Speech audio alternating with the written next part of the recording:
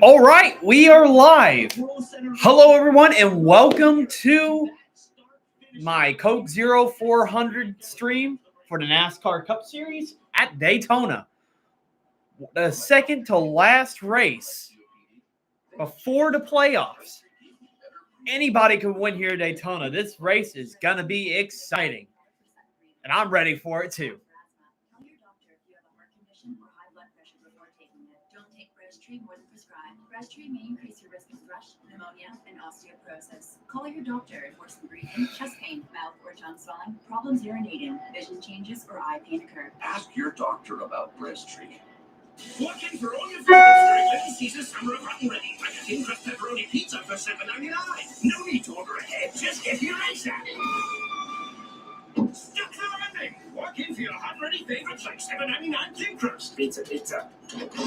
Can I have some Mike's, please? Was this guy's day hard enough for a Mike's Hard Lemonade egg? I don't know. Was it? Up to it, buddy boy. Hard days deserve a hard lemonade. Here we are, driving down the road, all of a sudden, bam! Look at that. You know what we can do now? SafeLife.com. They are the experts. All right. Right now we're on commercial break, but cars are about to warm up and the race is about to start. So I cannot wait for this. It's going to be exciting. No artificial flavors, nothing that doesn't make our tea better. Purely iced tea, real variety, real brew. Looking for all your favorites during Little Caesars Summer of Hot and Ready, like a thin crust pepperoni pizza for $7.99. No need to order ahead, just get here ASAP. Stuck the landing. Walk in for your hot and ready favorites like $7.99 thin crust pizza. Ice cold legs, please. Was this guy's day hard enough for a Mike's Hard Lemonade egg? All I right. don't know. Was it?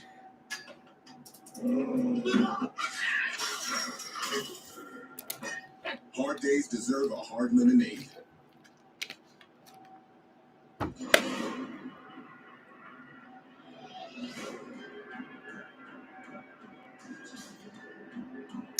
Yeah, I'm excited for this race. I mean, they're about to go back on the track in Daytona once again.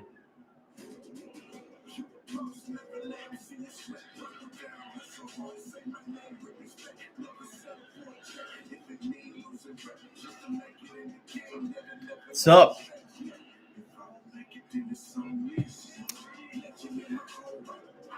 All right, whoever's watching, who do you think is the first one's going to flip here at Daytona? Not going to lie, I have a feeling it's going to be... I could see it being Austin Cindric. He's going to flip. I'm calling it. He's going to be the one that flips over. There is no room to rest as the playoffs are looming. There's an opportunity to get one of the biggest wins of your career at the birthplace of this sport. NBC Sports welcomes you to the NASCAR Cup Series. So yeah, cars are rolling off pit roads, so we'll be getting started shortly. Your pole sitter, of course, is McDowell, I believe. Gilliland second, Logano third. Mostly Fords in the top 10 during qualifying. But tonight, it's going to depend on strength and numbers and who can get to the lead. Yeah, that's sad. Obviously, the race won't be able to replace that, but hope you enjoy it tonight.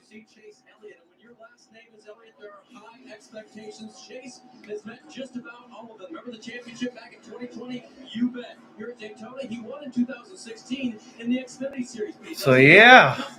Here at the World Center of Racing. Dad Bill, he's got 2 500s and he's won this race twice. So Chase looking to win. So yeah, I'll read your top 10. We got Michael McDowell, Todd Gilliland, Joey Logano, Ryan Preece, who flipped here last year, Josh Berry, Chase Briscoe, William Byron, Austin Cindric, Kyle Larson, and Chase Elliott, your top 10.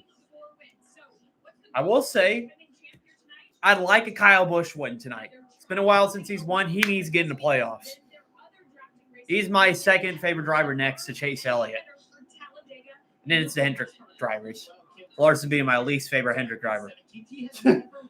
a super speedway now in his final full-time season in the NASCAR Cup Series. I asked his team, what is it going to take? You've been so close before. They said, we've actually been working with him to make him more aggressive in the blocks that he's throwing to control the front of the field. They even added a rear view camera a couple months ago that he's using at a super speedway now to try and adjust to those huge blocks that get you and keep you up front, Marty. Walker, over the last few years, the super speedway races have been much kinder to Alex Bowman. I asked him this afternoon, what's been the difference? He said, honestly, it's not being more aggressive. It's knowing when to be aggressive and when not to be aggressive. Have you met any NASCAR drivers? Yes, I have met 7 drivers. I met Corey LaJoy, Brad Keselowski, Joey Logano, Harrison Burton, Austin Cindric, Noah Gragson, and Daniel Suarez. Out of my entire time of going to the NASCAR races or even anywhere else in my lifetime, I've met 7 drivers. All active in the field today. And I have signatures from 5 of them. I don't have any from Joey Logano or Noah Gragson. When you race here, you know you can be minding your own business, doing everything right, and things like this happen. Look at Ryan Preece flip through the infield. And if you race here long enough, you're going to be in these types of wrecks. It's just a great chance it's going to happen. The only way to win this race is to be aggressive. The only way to get stage points is to be aggressive. Of course, this is the result if you're too aggressive. And the weight of those moments are on the shoulders of the crew chiefs. You want to prepare a car safe for your So, but don't let the speed, the danger, see who else. Let's look at the starting grid too. Keselowski, really good at these restrictor play tracks, is starting 12th. Austin Dillon, after getting his playoff privileges taken away, is starting 16th. He's won here at Daytona twice. Once in a 500 and once a couple of years ago in the Coca-Cola or Coke Zero Sugar 400. And maybe the safest place to be to start the race is sometimes in the back, because you never know, because drivers are a little bit squirmy in the first laps. So you just got to be smart and get to the end. I bet you do.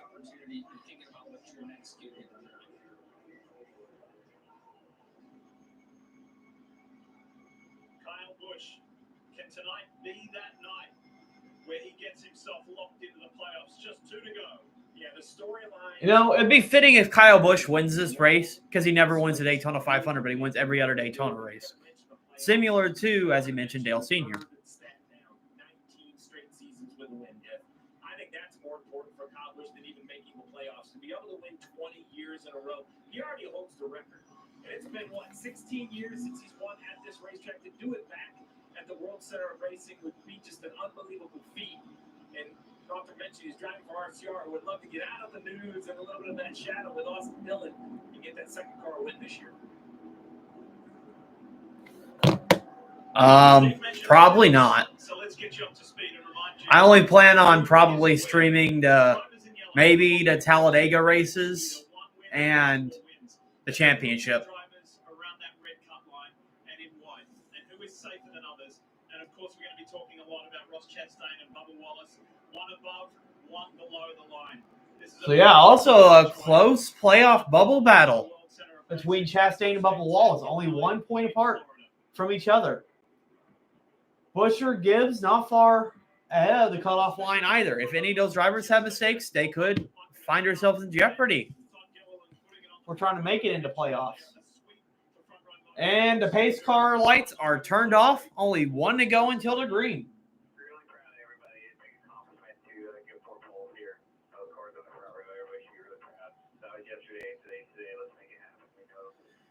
Okay, so for this race, I spoke to Michael McDowell briefly last night via text, and he said, "Today's not want to win. I have to win." I'm going to turn on Kyle Busch's audio. They have to win if they want to make the playoffs.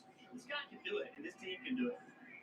Leading the field at the moment is the Toyota Camry XSE. It's the official pace car for tonight's race. And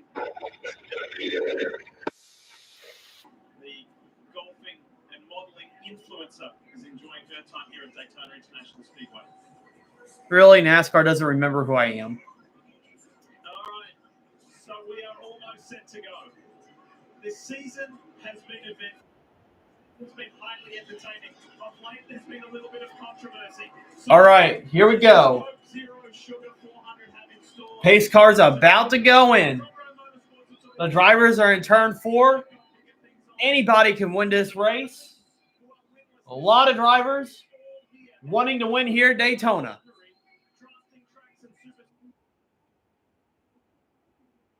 And here we go.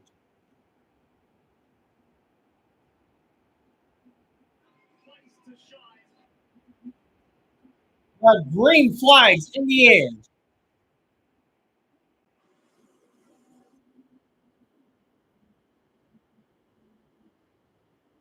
Yeah, I like Lee Diffie too. But today, I have Kyle Busch also on audio too, so listen to what he's saying. As he's trying to win to get in. Anyways, we're on lap 1, 2x2 between Todd Gilliland and Michael McDowell. It's going to be 2x2 for probably the first couple of laps.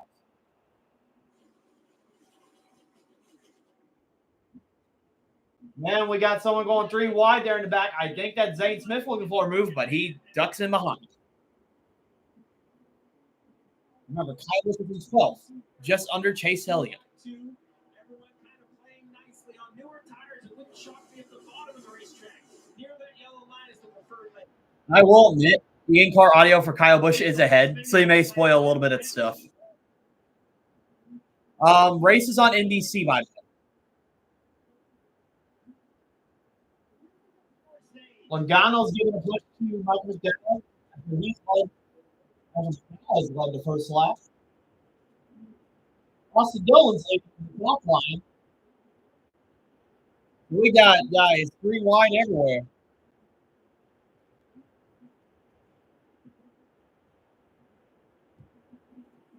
As you can hear on Kyle Busch's radio, it is pretty busy with a bunch of cars all around. That's how it's going to be here. Daytona. A topic of conversation here in Florida this week. Look at Logano pushing.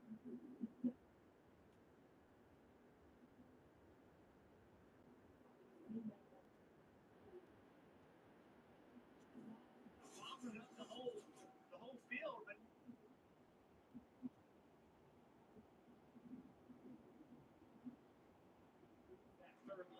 Okay, we'll mute Busch for now as we watch for the race. As Chase Elliott's making a move on the outside, then he ducks to the bottom, or to the middle. He's trying to make his way to the front, too. Remember, there's stage points on the line for this race, too. Trying to board the press tree. Chevrolet for Austin Dillon. I can't imagine that view for 2.5 hours.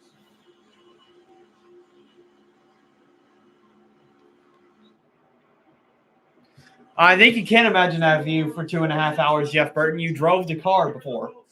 Green and white car on the outside. Todd Gilliland, the 3rd generation racer. Awesome front row performance. Here we go. McDowell so far has led all the laps here at Daytona, the pole sitter. Pushing him is Joey Logano. His teammate is right beside him. As cars are 3 wide all the way to the back. As I said, with people having these fresh tires, they can make a lot of moves, but later they won't be able to. This is the concern of Daytona, right? Why does strategy and all that stuff matter? Because and honestly, it's really early for Daytona, so if an accident happens here, this could take a lot of cars out. And maybe be fortunate than ones that spin in the back. For right now, your top 10 is McDowell, Gilliland, Logano, Priest, Berry, Briscoe, Cindric, Byron, Elliott, Larson.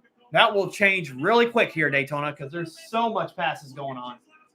And Austin Cindric is being pushed by Brad Keselowski at the top line towards the wall.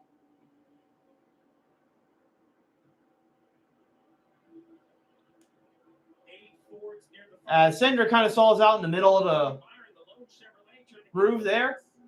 As McDowell's still leading the field.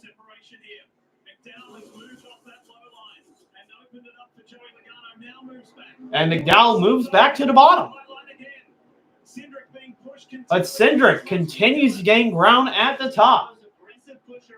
So I wonder, as this race goes on, what will the top line be? Will it be the top or the bottom that works the best during this race?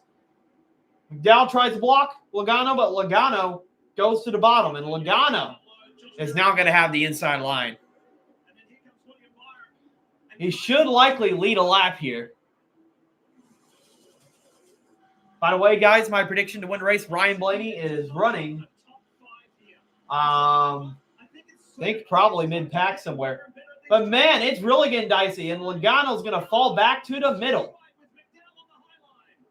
Honestly, I'm kind of shocked everybody's driving like this early. It's only lap 7. They're racing like it's the last lap. I really have a feeling a crash is going to happen in a little bit. I wouldn't be surprised. But Logano is falling back, so he wasn't able to lead a lap there. Let's listen to Kyle Busch's radio.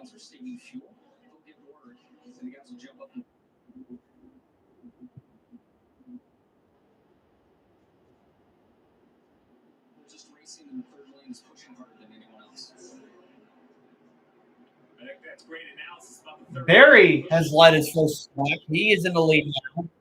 Side by side with Michael McDowell in first.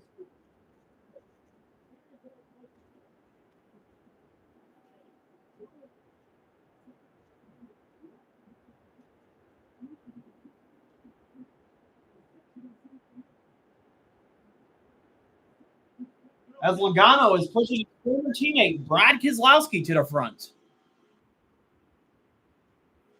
Keselowski's a favorite to win here too. Don't forget, he has the most wins in the field for super speedways. He's won multiple times at Talladega, and he's won, I think, here at Daytona in 2016.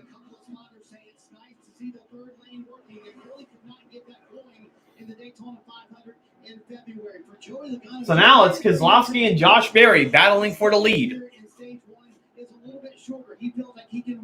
Yeah, I mean, I always root for Chase Elliott to win, but I really want Kyle Busch to win this race. As now Keselowski is blocking top to bottom. As honestly, I'm surprised that everybody's racing this aggressive right now.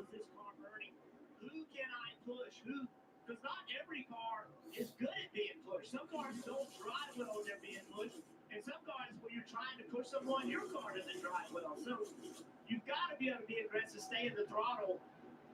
Learning what changes you can make during this break is really important. Josh Berry on that low line in the I notice, like, between, like, the radio scanner and the TV I'm watching, it's like 5 seconds between each other. But right now, it's about between Josh Berry and Keselowski. But hey, the cool thing about this weekend, I'm able to watch the race the entire time because it was announced by NBC that will be doing side-by-side for all restricted play tracks. So, guys, watch it as you can. By the way,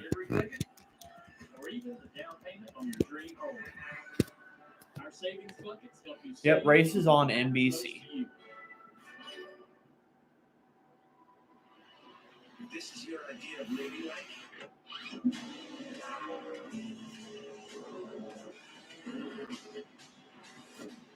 Right now, Keselowski's still in the lead. Everybody else behind him is 3 wide. While we're under commercial break, let's listen to some radio chatter. Let's listen to Chase Elliott. Why not?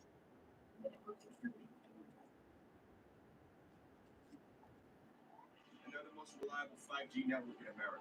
Out here, reliability is everything. Extreme or routine for as Frontline delivers.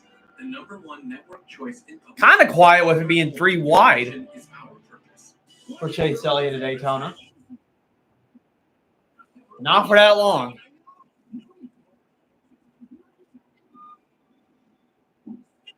Oh, Keselowski had to check up in front of Todd Gilliland. That's going to back up the middle.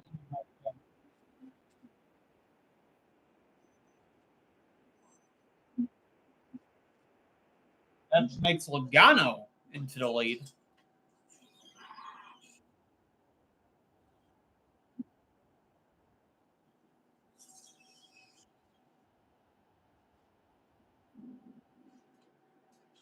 As you can see, that radio chatter.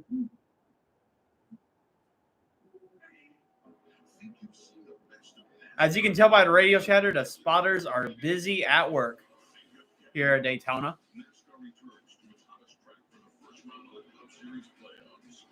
It's high speeds and higher stakes with championship hopes on the line. It's gonna be epic, and the best place to experience it is right here.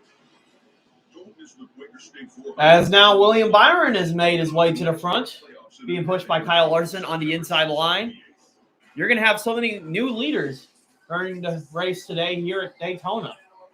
As Byron is being pushed by his teammate Kyle Larson to battle Josh Berry, who are side by side for the lead. Remember, Byron won the Daytona 500 this year, so he knows how to win here at Daytona. Also got his first career win in 29. I think it was 2020. He got his first win here, if I'm correct.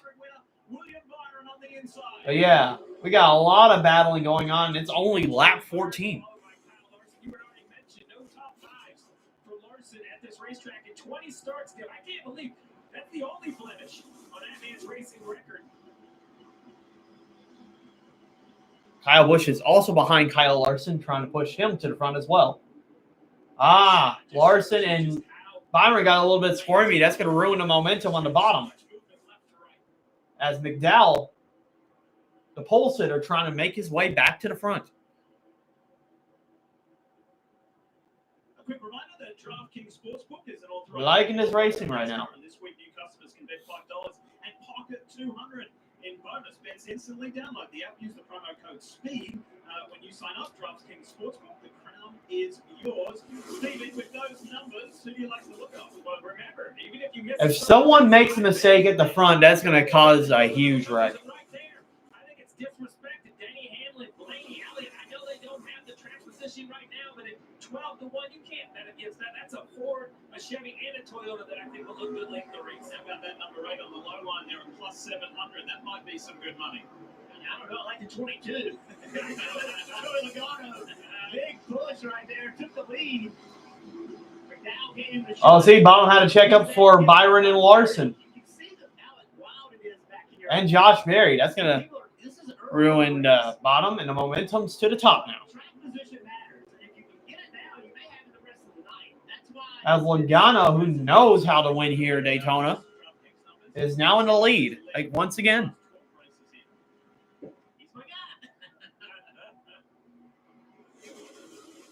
Look at the little lines, the line starting on the top. Let's see what Joey Logano does if he just drags everybody to the top of the racetrack. Nope, he goes to the middle. Look at the run, Josh Berry in that 4-car on the bottom. All right, it looks a little more calmer than it has been for the past 15 laps. It's only 3 wide in the middle of the pack. Blaney, he wants to be the guy behind Josh Berry.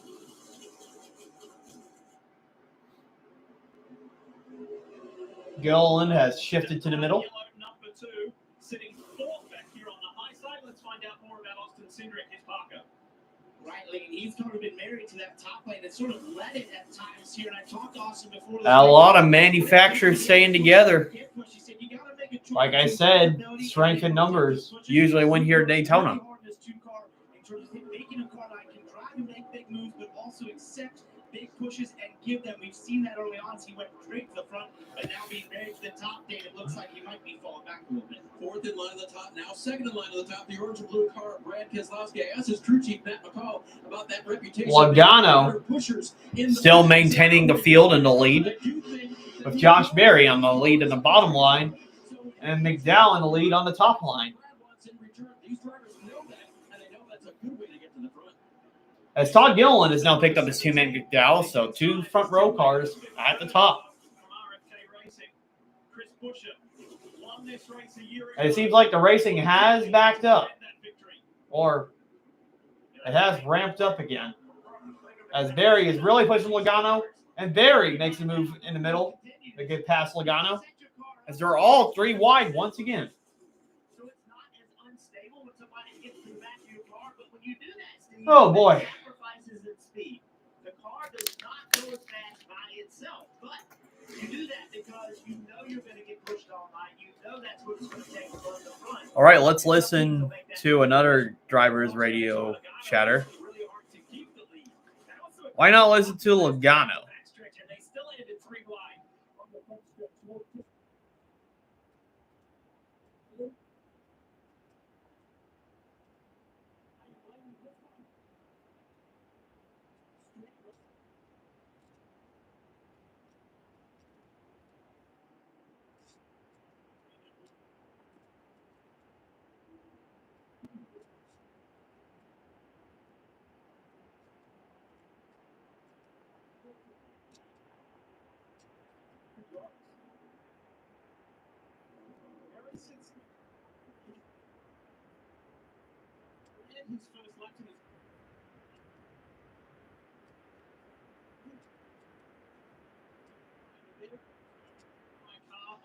As you can see, how much work these spotters are doing here at Daytona. Say here, Talladega, and Atlanta are the places where the spotters do the most work. And of course on the restarts.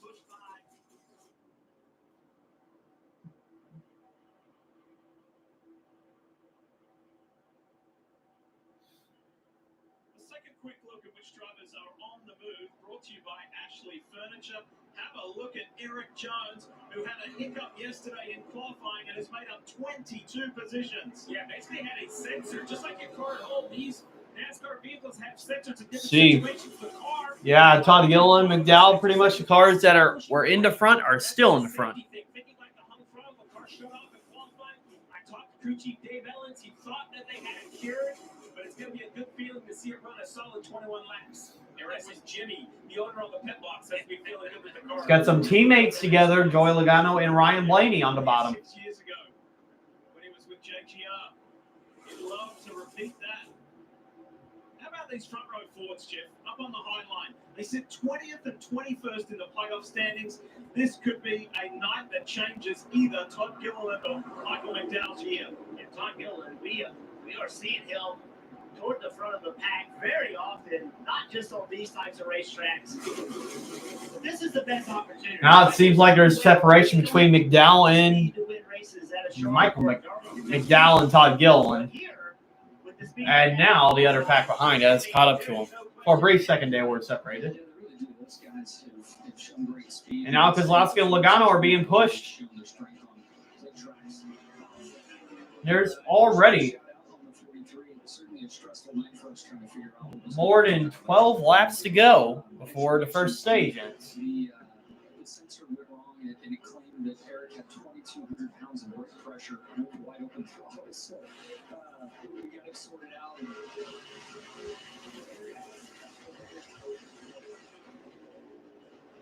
Right now, Noble Gold driver Shane Van Gisbergen is running 34th, so he's staying in the back to see if he can win this race.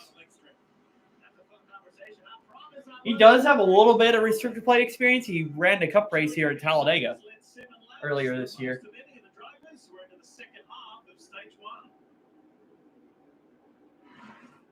America is always on the move. All right, back to commercial break for NBC. But we're still able to watch the race right now. Across town or across the country, Pods delivers what you say we will, with no surprise costs. Which is why we were voted America's #1 container moving company. Join over 6 million people who have trusted Pods with their move. Book your move today at pods.com. Introducing Valvoline Restore and Protect, a first-of-its-kind innovation that returns pistons to factory clean by removing up to 100% of deposits. Am I even in the voice chat? Yeah, I am. Restore and Protect, another first from Valvoline. I'm here. Welcome to your life. You can run from a bully for so long, There's no but after a while, you're going to have to stand up to him. What did the president know, and when did he know it? I am about to start the biggest war of this century.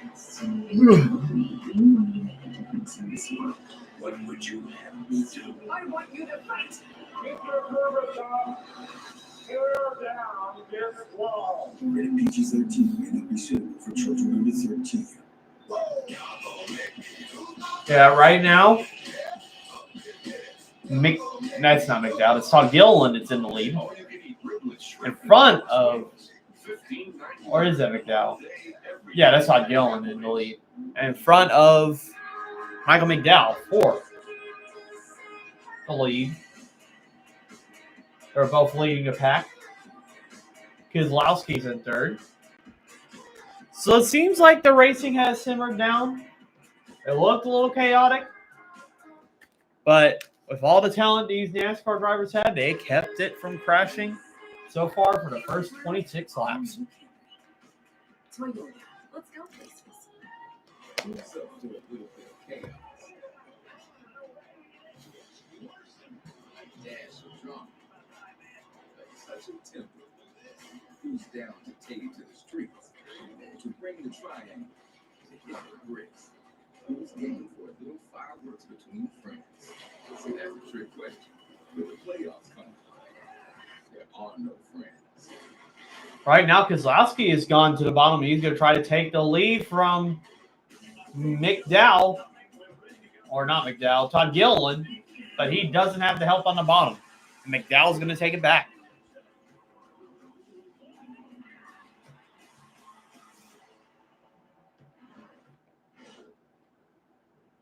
And now new leader, Austin Cindric, the 2022 Daytona 500 winner and winner of the Enjoy Illinois 300 this year. It's in the lead.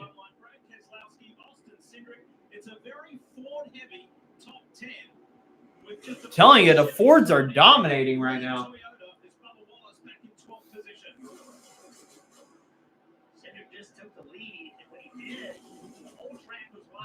Oh, now we're 3 wide again. And Josh Berry's going to take it back, but Cindric making a little bit of contact to the wall, but he keeps it in the throttle and keeps it from crashing. Josh Berry is taking the lead back. So everybody up to behind Blaney and Byron are 3 wide right now. Yeah, that's a little close for comfort right there for Cindric. That could have been a bad wreck. Right, 8 laps to go to the end of stage 1.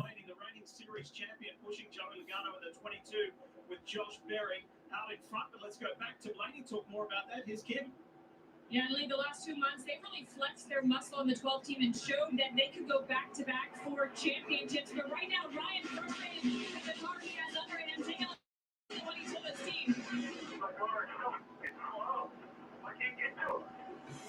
Oh, Ryan Blaney's not happy about how his car's handling right now. So At least for him, it is early. With the car, cannot do what he wants to in the draft. Well, that's not the case for Josh Berry. He leads here at the front of the field. All right, let's check Kyle Larson's spotter communication.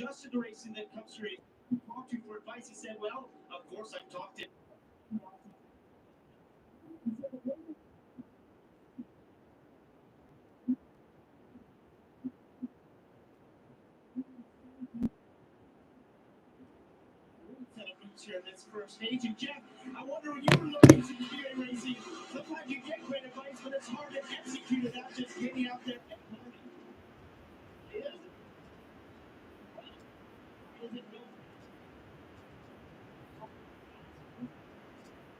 learning. Now we're under 6 laps. Josh Berry, who needs to win to get into playoffs, is in the lead right now. Stuck in the middle. For both Jeff Gordon and Dale Jr., and I learned that this was really an art form because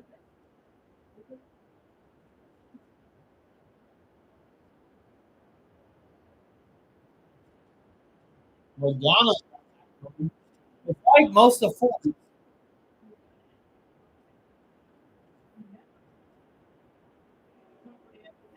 It's like the Fords right now are changing positions for themselves, but dominating the field at the moment.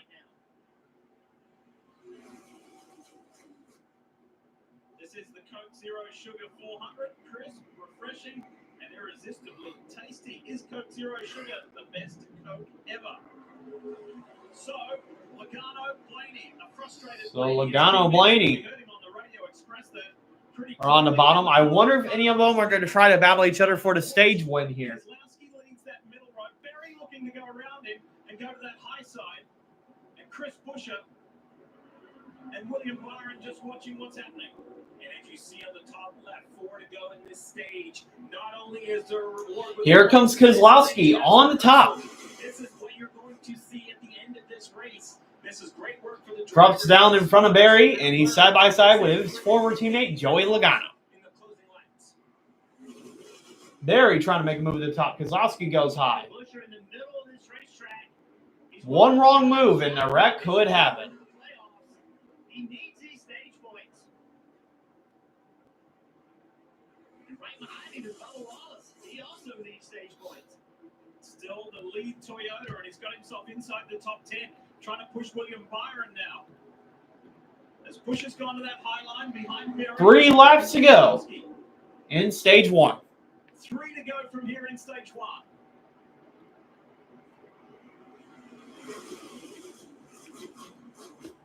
Berry pulled out the front of Buescher at that outside line. Logano still ahead of Blaney on the bottom. Keselowski's in the middle, and Berry's on the top. Who's going to win this stage?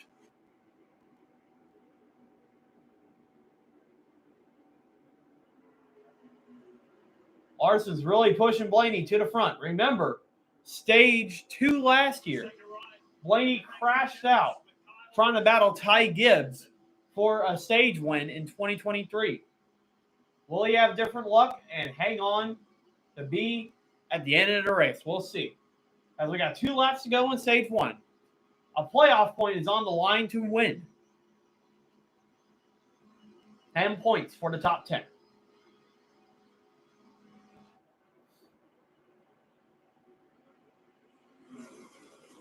Yeah, right now my driver, Chase Elliott, is more to the back now, probably just staying out of trouble because a crash could happen if everybody trying to battle for the stage win. Stage points are awarded. Everybody has a better feel of their car now. But right now, Logano's in the lead. Who's going to try to get that momentum to pass him? As here we go, 1 lap to go in stage 1. Chris Buescher giving a push to Josh Berry. Josh Berry's going to have to run on the top. Keselowski's got the run in the middle. They are 3 wide coming off of turn 2. Keselowski's got the advantage. And here comes a push to Josh Berry. As Josh Berry is getting that push from Chris Buescher to go to the front. And he is ahead. Can he clear Logano? He does clear Logano. But Buescher still has the momentum. But he doesn't have any push at all. As the middle line has fallen apart. So it looks like to me Josh Berry is going to get away with the stage. As Buescher still getting a push, I don't think that's enough. As Josh Berry is going to win stage 1. And we made it without crashing. That's impressive.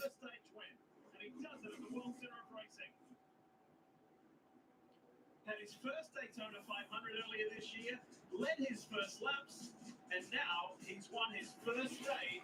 Oh yeah, first stage win for Josh Berry. But getting stage wins is not going to help him. It'll only help if he wins the race.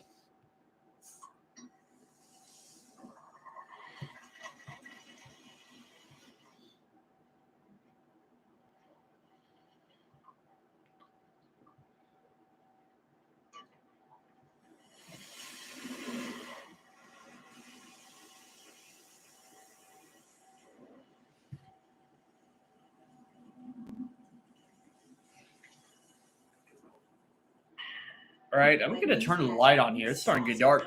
And if Wendy's found a way to make their nugs even better, anything is sauceable! A whole new way to nug. Gotta be Wendy's. Love your phone, but not the cost of your current plan? No problem with Straight Talk. Bring the phone you love and get 1 line for $25 a month when you switch to Straight Talk. That's up to half off the price of the competition.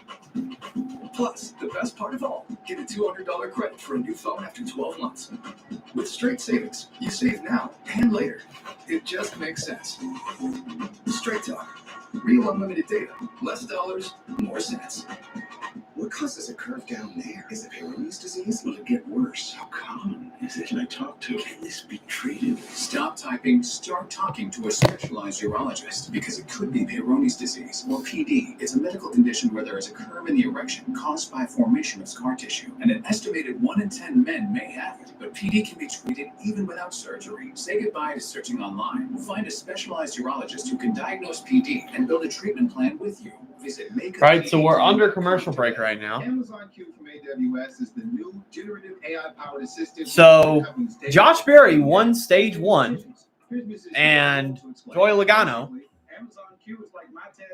has won a stage for Karen in the NASCAR competition chat. And by the way, the NASCAR competition chat is a fantasy battle that I'm having right now, and right now I'm in the lead with 67 points.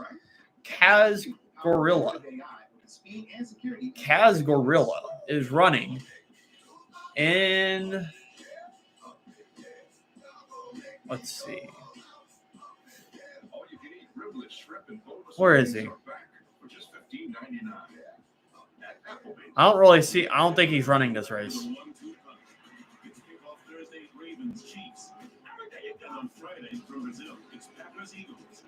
Yeah, I don't think he's in this race.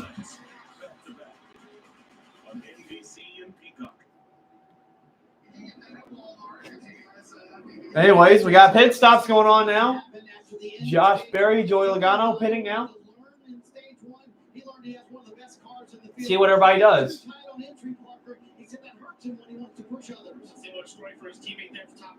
Looks like it's going to be 4 tires for Joey Logano.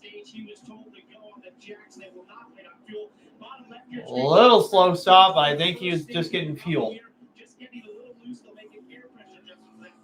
Logano had a slower stop than Cindric.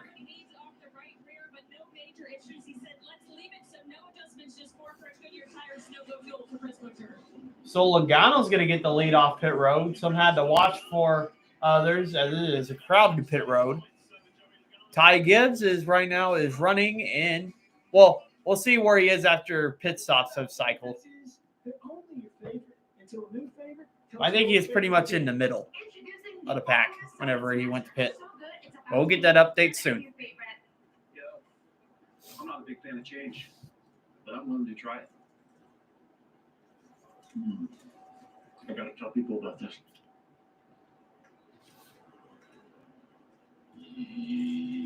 Yo. The all-new Sonic Smash. Live free, eat Sonic. Live free. This is the youth Tony. Haley Deegan. Haley Deegan, the last time I've heard of her, she did test an F3 car recently. I thought that was interesting. She may be better in open wheel. She may be another Danica Patrick. Who knows? Danica Patrick didn't win a K&N race, so definitely not Danica Patrick. All right, let's see where Ty Gibbs is running, as you've asked.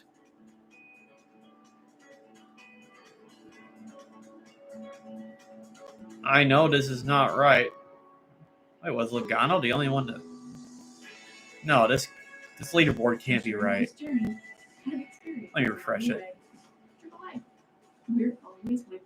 Okay. There are trucks, and then there's the GMC Sierra, available with the connected driving experience and the world's first 6-function multi-pro tailgate. Where is Logano at on here? GMC Sierra. It's the truck. Or get $3,500 purchase cash on select GMC Sierra models. Plus, get $2,500 purchase allowance when you trade in an eligible vehicle. Okay, so Stenhouse and BJ McLeod have yet to pit. And right now, Ty Gibbs is in 21st. Men's performance work gloves only $2.99 per pair. 75-count disinfecting wipes are only $3.54. Bacon wrap, stuffed chicken breasts, only $5. Joey Gase. Random dude for me. Random driver. I don't really have an opinion on him because he doesn't really run out in the front as much. That's about it. That's all really I have for him. value seating furniture, you don't have to pick. And finally, The weather impact forecast from 5 on your I side. thought I just heard someone join the Discord for a second. Then there wasn't. Daniel Suarez standing on the wrong side of the pit wall because there was a pretty scary moment in his Coca-Cola Zero Chevrolet. Take a look at this. It's the 99 returning to pit Oh. after his original pit stop. Daniel Suarez car caught fire. On his pit stop, there was some fire during the pit stop, but we have seen that before where a spark will catch a little bit of excess fuel on fire, but this is much more severe than that. I don't know if fuel got spilled into the trunk area and it caught on fire, but as he got closer and closer to pit road, you see just how severe the fire gets. Daniel waited to be told to get out. Jeff, I would have been instantly out of the car. Marty. Yeah, Steve, I think right now there's more questions than answers. A lot of people are saying. Yeah, I wonder how that fire happened on Daniel Suarez. I asked Matt Swiderski, the crew chief, do you know what happened? And he just kind of threw up his hands as if he did not know what happened. Daniel did. So Suarez is done for today. He came behind the pit box, sat down for a few moments. What a fire. I think some fuel might have caught fire for Suarez. Figure out exactly how that happened. But I've never, Steve, seen a car this disintegrated here on pit road. I mean, completely burn up on the back end of this Coca-Cola machine. Yeah, there's a lot of questions from the team. I guarantee there's going to be a lot of questions from NASCAR. You see the melted parts and pieces of the car. The Honestly, tail panel completely melted off. The official looking in the trunk now, probably confirming everything is connected appropriately. could he get back in the car? I don't know. Daniel was He probably can't because it's so filled with smoke. somewhat controlled, but all of a sudden it just exploded. Thankfully, he was. Yeah, he's done. Well, that was a crazy fire. Before my doctor and I chose Breztri for my COPD, I had bad days. Flare-ups that could permanently damage my lungs. With Breztri, things changed for me. Breztri gave me... So the only DNF so far is Daniel Suarez. My lung function improved. Everybody else is still in the race. Improved my symptoms. And Breztri was even proven to reduce flare-ups, including... Shane Van Gisbergen. So now, I look forward to more good days. Breztri won't replace a rescue inhaler for sudden breathing. Right now, SPG is in 29. He's in 29. Don't take Breztri more than prescribed. Breztri may increase your risk of thrush. By the way, I'm getting these results from NASCAR.com. Call your doctor for some breathing, chest pain, mouth or tongue swelling, problems urinating, vision changes, or eye pain occur. So it's going to be a little bit longer before we go back green because of Suarez's car catching on fire. Suarez, he just caught on fire, so he's out of the race. I mean, more affordable than groceries. Of course. Groceries are expensive. So Daniel Suarez is the only car to be out of the race now. Century makeover at Ashley. During the Labor Day sale, discover station pieces starting at $499.99. Plus, get 0% interest for 5 years on new store purchases. Yeah, this car is basically taken to the infield care center. Or not the infield care center, back to the garage. John Hunter Nemechek. He's an 18. So much great entertainment out there. Wouldn't it be easier if you could find what you want all in one place? My favorites.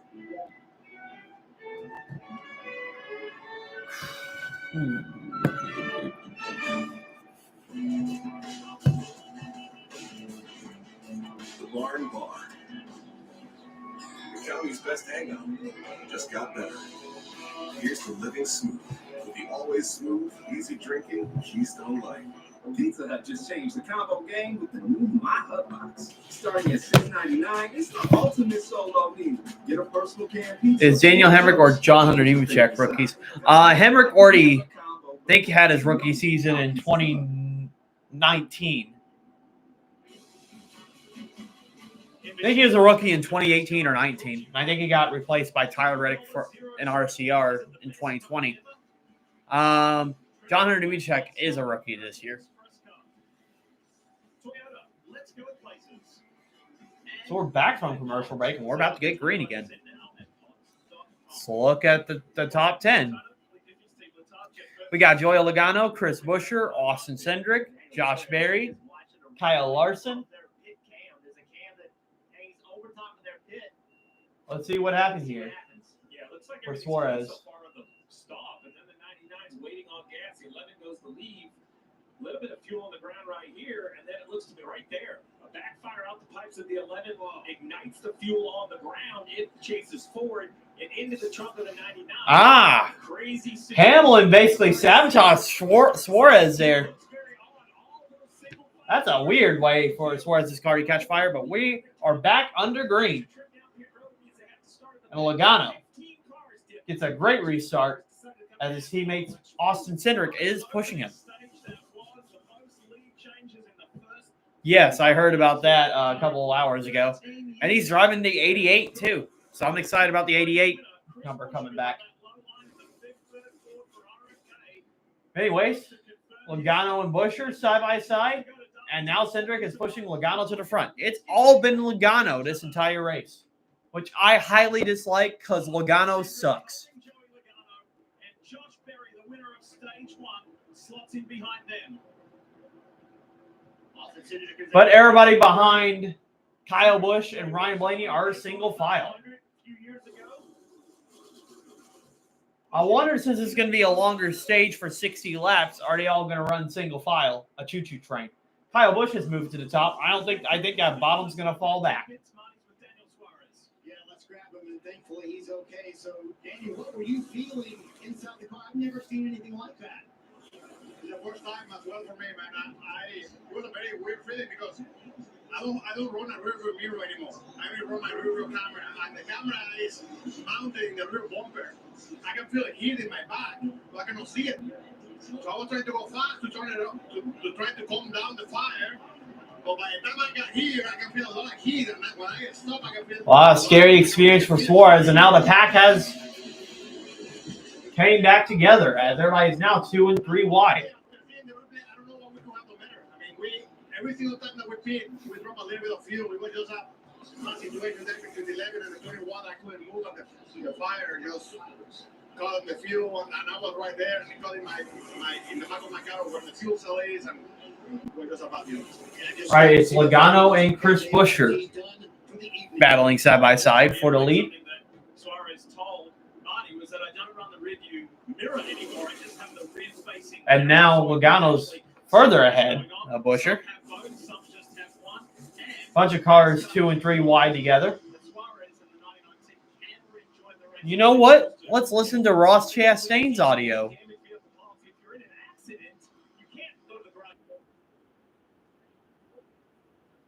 was no accident, so it's really a mechanical, if you can believe it. Today, I would believe with that much fire, maybe the damage is just too much to safely return the car. You know, with a win on the season as a crew chief, He's in safe. I would man, his cop is really coming. Well, this race continues to be crazy. You can see the battle 3 wide. And now we got a new mover up to the front. Bubba Wallace has now cracked the top 5, and he's pushing Chris Buescher on the bottom line. Bubba Wallace has 2 wins in the Cup Series. He's won the Talladega, and he's won the Kansas Speedway. Still has yet to win this year, and he hasn't won last year. But now he's going to the front to battle Joey side by side.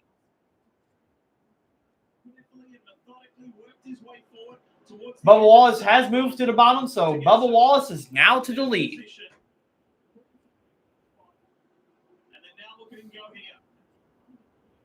Finally, a non Ford is leading this race.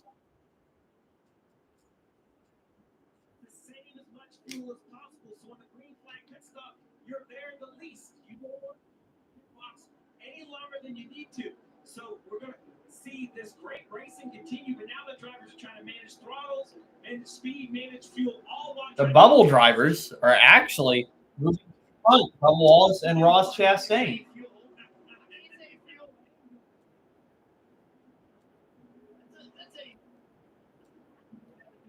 Position your car.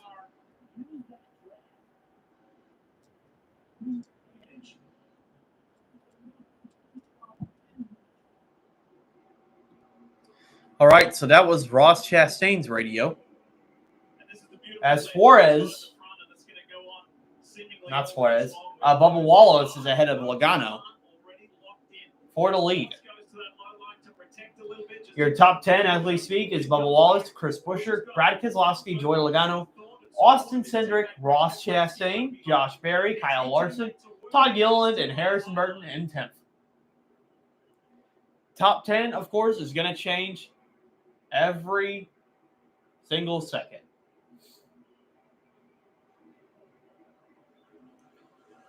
Now, Chris Buescher and Bubba Wallace for the lead are side by side.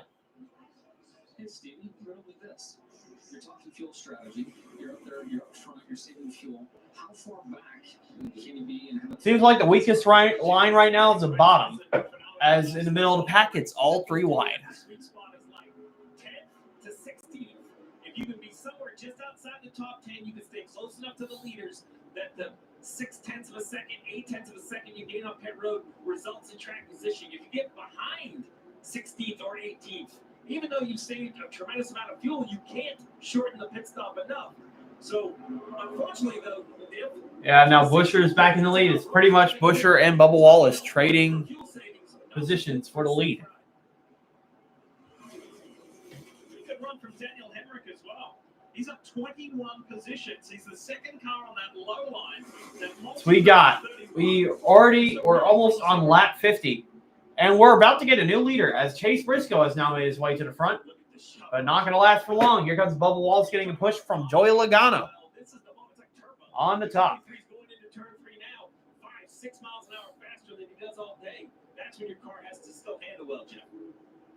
Yeah, you're right. And the car always seems to get loose getting into turn 3 with that added speed. And look who's arrived on the scene as Chase Briscoe is at the front. Look who's arrived on the scene on that low line, 4 cars back, number 7, Corey LaJoie for Spire. He's there. Let's take a ride with him. It's thanks to Celsius. He gave us that really scary moment last week in Michigan. It'll be on the highlight reels forever. And this guy, it's all or nothing. Steve, you mentioned it right at the top of the show. Those drivers who have got nothing to lose, he's one of them. Yeah, no ride at Spire next year. The news has been announced. He's not returning. No other further information, so we don't know where he's going to drive. But one thing that's for sure, winning fixes everything. As Buescher has a run on the middle, Bubba Wallace goes to block the middle. Let's talk more about the 7th. Here's Paco. As Chase Briscoe is going to lead this lap.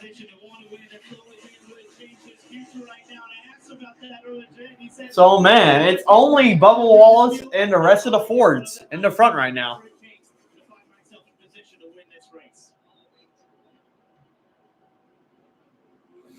Take a look at some progressive telemetry. Riding along with John Henry Nemechek. Talking about saving fuel. Look at what he's doing. He's not even full throttle. If he was full throttle, that graph, the green would be. But see, the leaders aren't saving as much fuel as the guys in the middle and the back. Because if you're the leader, you're saving less fuel because you don't have any draft to get behind. They're just plugging along. The car behind him is pushing him along. It's air. And everybody said, well, how much are you really saving? So I put it to the test. How far can you go? The survey in the garage, 42, maybe 43 laps leading. So, all right, middle of the pack, how far can you go? 50, 51, maybe 52 laps. That's 20 to 25 miles further. That is an unbelievable gain. When you look at that, say that's a gallon and a half, 2 gallons, 2.5 gallons. That can be over a second on a pit stop, which are already going to be very quick, I agree. It is an art to being able to make that pace and still save fuel. John Nemechek will be running on happy memories from this year's Daytona 500, where he finished in the top 10 in 7th. Bubba Wallace leads. As the leads turn. Right, so Wallace is still in the lead. It's about the stories, the memories, the traditions passed down from generation to generation. And at Advanced Pro Shops and Cabela's, we're here to help you make every moment count. Stock up for your next adventure during the Fall Hunting Classic. It's kind of stuffy in here. Our friendly, knowledgeable outfitters will help you find the right products for your next hunt. Advanced Pro Shops and Cabela's. Yeah, it's mainly a battle between Buescher and Bubba Wallace. Chase Briscoe's got a run on the bottom.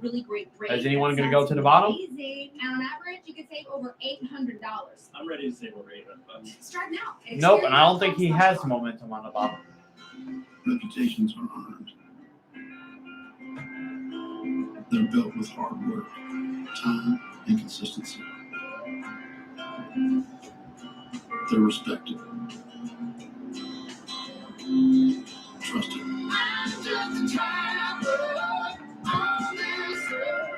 They're real, and they're rare. Introducing Travel Whiskey, the result of reputation. There is nothing like a Wendy's Frosty. It's cool. It's creamy. It's only $1 right now. Yeah, it's still 2x2 between What? Bubba Wallace and Chris Buescher. Is a buck. Gotta be. And pretty much in the middle of the pack, it is 2 walks.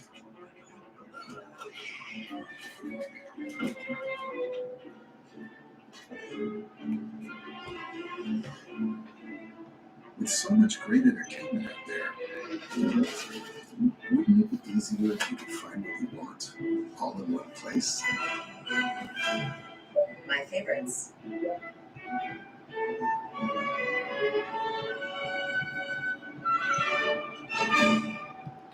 Hey, I'm Shania Twain. I'm the host of the biggest night in country music. A world favorite artist chosen by you. Man, I feel like a host. The People's Choice Country Awards live Thursday, September 26th on NBC and Peacock. I can't believe Daddy never told me I have a half sister. He always said family is the most important thing. Maybe that's why you started to event. We have a bar. No, I have a bar. No, they're right. I always wanted a big sister. Even if she is old enough to be my mom. This is Tennessee. I'm old enough to be your great-grandma. This fall on NBC and Peacock. All right, I'm going to take a look at one of the onboards. Quick reminder to download the official app of NASCAR and follow the action with free live scoring. Look at that, NBC's on board at the same time as I am with Kyle Busch. Let's listen to Denny Hamlin. Download and start a free.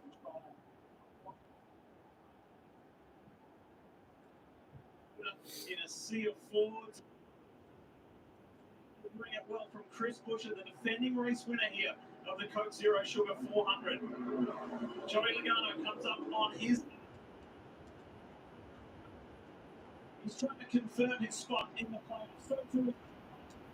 So Wallace is in the lead Chris Buescher, as Buescher is now pushing him. So the bottom line is starting to prevail. Rows to the back, the 7th roof on the bottom. Corey LaJoy, he went to the bottom. In a lap and a half, he has gained a ton of track position. He's going to move to the bottom where Corey LaJoy is. So he's marching his way to the front. Ross Chastain does. As you've seen in our coverage this year, we go embedded with a couple of teams. And which team are you with this week? And then he dives back to the middle. And back to the bottom. Pretty much everybody's going everywhere. Oh, Logano had to check up. He's really back in Austin Cindric there. Special Forces member told the pit crew they would be able to handle the military training. So Tyler said that living, he felt like everyone should serve in some capacity and needed to answer the call. In 2019, Tyler left the team. 75th Ranger Regiment of the U.S. Army. After finishing his service, the free team welcomed him back with open arms. This year's Daytona 500 marches returned to pit road for the first time in 5 years. Of the Ranger Creed stays permanently in Tyler's wallet. You know, Tab Boyd is a spotter for Ricky Stenhouse Jr. They want to. Tab Boyd is not in the Boyd household. No, that belongs to a young 10-year-old who is gifted in the country in American Ninja Warrior competition in the world. Tab told me his biggest contribution to all this is building.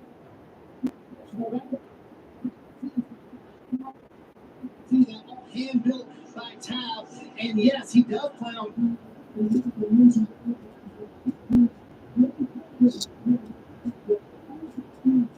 the world that are more in shape than adults, but I bet Billy Boyd is.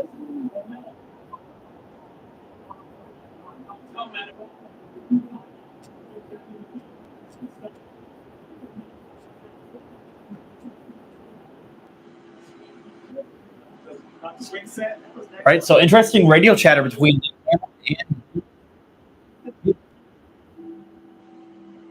oh, we got a wreck. How is the wreck going to happen? Oh, big one. Ross Chastain, Larson, and others involved.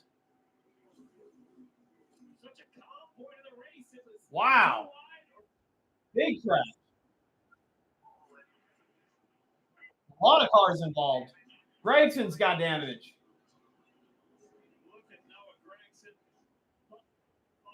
Truex gets going again.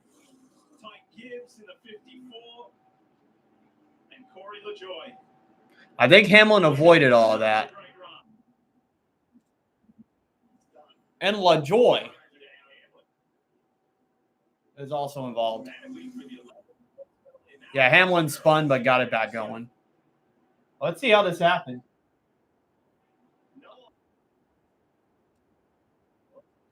Between Gregson and let me check. I think Chase Elliott was involved in that too. I think he got minor damage though.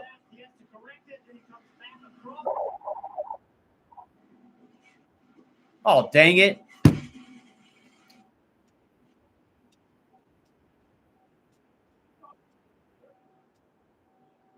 You can push and you can shove, but when you don't do it correctly and you get it wrong, just And then he was not happy about getting involved in that wreck. here you go.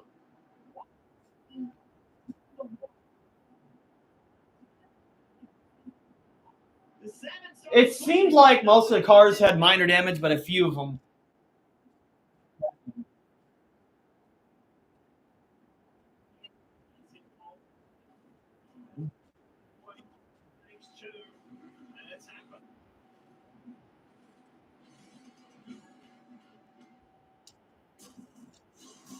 Dude, you're looking ice cold. Listen to Let's do it.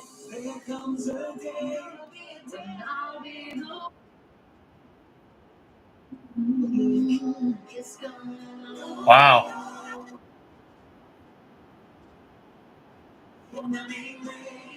I wonder if Dude, are you crying? they're trying to make repairs on Elliott's car right now. He gets back going. That has definitely taken out a few cars because Noah Gregson happened to run out of talent. Get started at TitleMax.com and turn your title into real money. You can apply, appraise, and get quick approval before visiting the store. I got $2,500 with TitleMax.com. Apply anytime, anywhere, right from your phone. Visit TitleMax. What you can get. Don't delay. Help us one click away. Get your title back with TitleMax.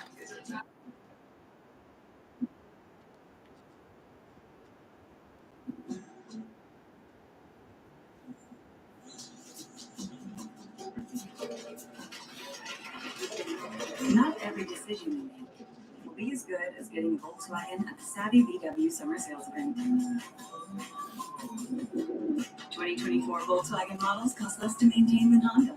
6.9% APR financing or a $3,500 customer bonus. Yeah, so we got quite a bit of cars out of race. So for sure right now, they're still trying.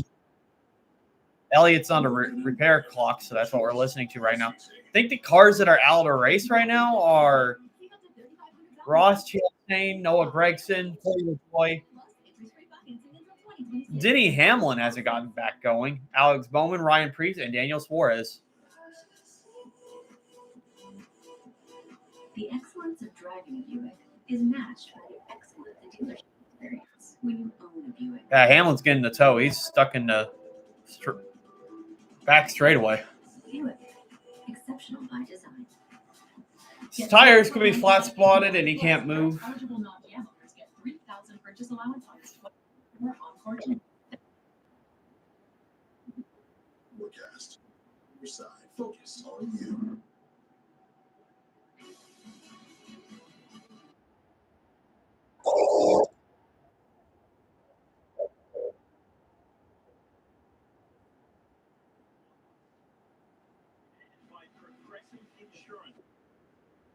Elliott's driving the garage. Oh, stupid ads. Is Elliott out of it? And Denny Hamlin. This is a week that just went. Well, Hamlin is out of the car, so Hamlin's not going to continue. To the 11 team, where a loss of driver and playoff points, and now his problems are compounded by this crash. Why does NASCAR have to make me sign in? It's stupid. So the 7 according to Joy, he gets to the 10. Push there is fine, but now there's nowhere for him to go. And when he pushed him, he got into the right rear quarter panel. The 7 was there. Big mess. Right there he turns. Oh, that was kind of LaJoy there. Gave Gregson a bad push, and that caused a chain reaction. But I'm surprised more cars didn't get this wreck. It's very fortunate they didn't.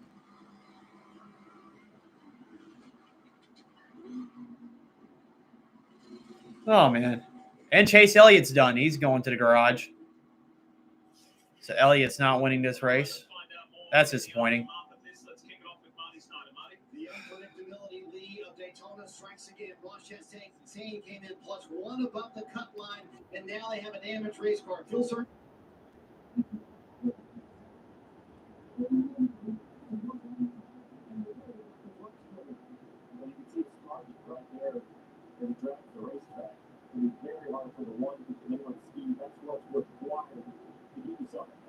Man, that's disappointing. And now this for the front of the field is a straight up. Is Kyle Busch still in this race, though? 33 laps. Yeah, he's hitting. He's still in this. An important note for the 22 team. With Denny Hamlin out of the race, they now have a clear opening out. Fuel only handling better. Austin Cindric compets for the 5th position. Very happy that race car fuel only biggest bump. Then they have no innard on their box. They're not able to get pit boom. Bottom left, Chris Buescher looking to defend his win. Fuel only also for Buescher, Dave. No tires ready for the leader, Bubba Wallace. He just gets some fuel and he's out of here. Good stop from Keselowski, who raced 10 off. Here is the race off pit road. Buescher gains 1. His teammate gains 1. Wallace lost 3. Oh, man. For the 9, Napa Chevy of Chase Elliott. He's behind the wall. Back in a moment.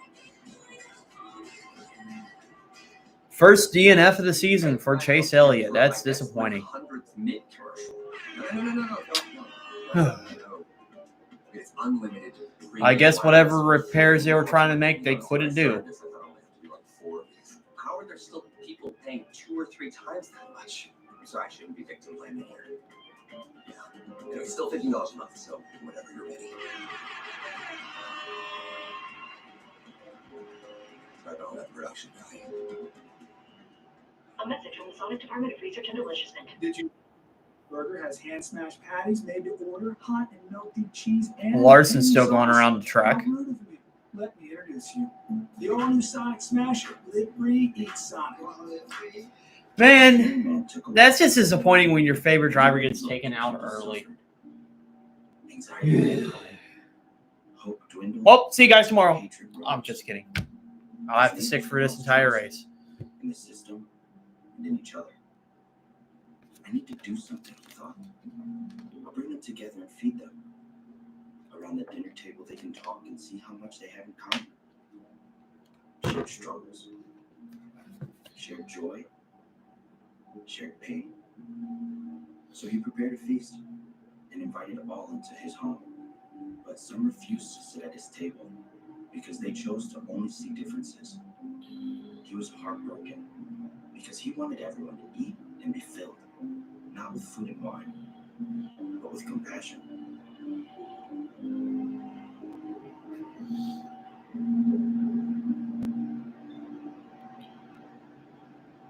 Pizza Hut just changed the combo game with the new My Hut Box. Starting at $6.99, it's the ultimate solo meal.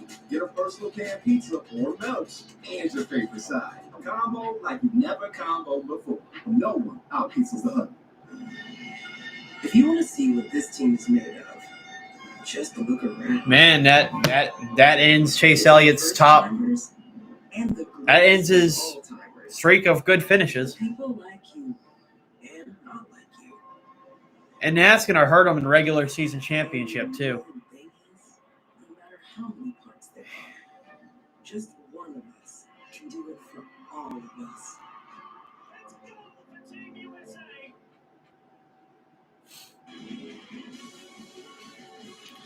Yeah, Larson and I believe Reddick is still out there, I believe. Speaking of that, I want to say thanks to all of our partners, all of our sponsors for bringing all the green flag action live for you all night long. Man, I was excited for this race. Yeah, Reddick's the leader right now. There's a lot of repair going on with about 18 cars involved in that accident midway through this second. You know, I said it was going to be Stenhouse that starts the wreck, but it's Corey LaJoie instead. But Jimmy, we've both been in those situations, the hard racing, and we saw how crazy it was there tonight. We kind of expected. You had a pretty interesting take you were just telling me about. What you thought? Yeah, if we watch the video back, you can see the 5 gives the 7 a push, and then the 7's up into the back at 10 to 10. Sometimes when you're too close, you can't get out of that pocket. There's a pocket there that the car doesn't have much resistance. Just stay on the guy in front of you, and I think that could potentially be what happened to Corey there.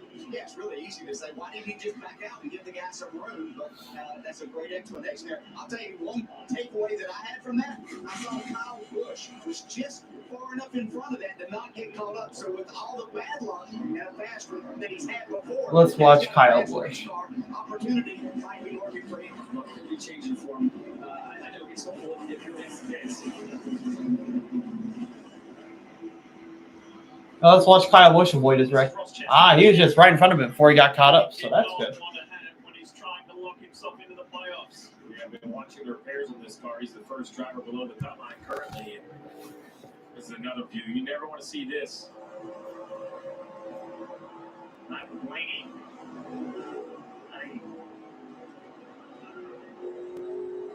Hey. Guys, half a lap before this big wreck, Bubba Wallace was leading the race and relaxed out front. He was kind of joking with his crew, and listen to the radio. It's pretty. I'm not sure I love being here, but she's pretty. That was crew chief Woody Barker. I'm not sure I like being out front like that. Well, he likes it now. Sometimes at Daytona, it's all about missing the wreck. Very often, in fact. And being out front as they were. All right. Well, I guess the only driver I have to root for this race now is Kyle Busch. It's just a bummer. That's just disappointing. It's tracking that way. And have a look at those updated points. So Bubba started the race tonight on the wrong side of the cut line. He's now 30 And look at that. points to the good side. I won Chastain to make it in the playoffs too, and he got caught up in this too. It just sucks. There's the Dex imaging machine, the 21 of Harrison Burton. And you may have noticed in those sequence of replays, the drivers, every single driver. But here we go. They're about to take the green flag once again. It's a game of luck, and Harrison Burton got lucky there. He was on the right side, on the inside, was able to Pace cars in. Chris Buescher and Brad Keselowski are side by side. And the green flag's back in the air.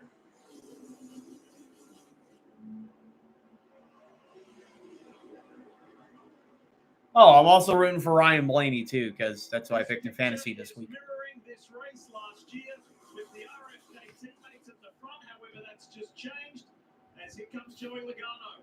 He is pushing Chris Buescher. And what about the ever-present number 4 of Josh Berry? What a night he's having. And look at the push he's getting from Todd Gilliland. And very sideways down the back straightaway.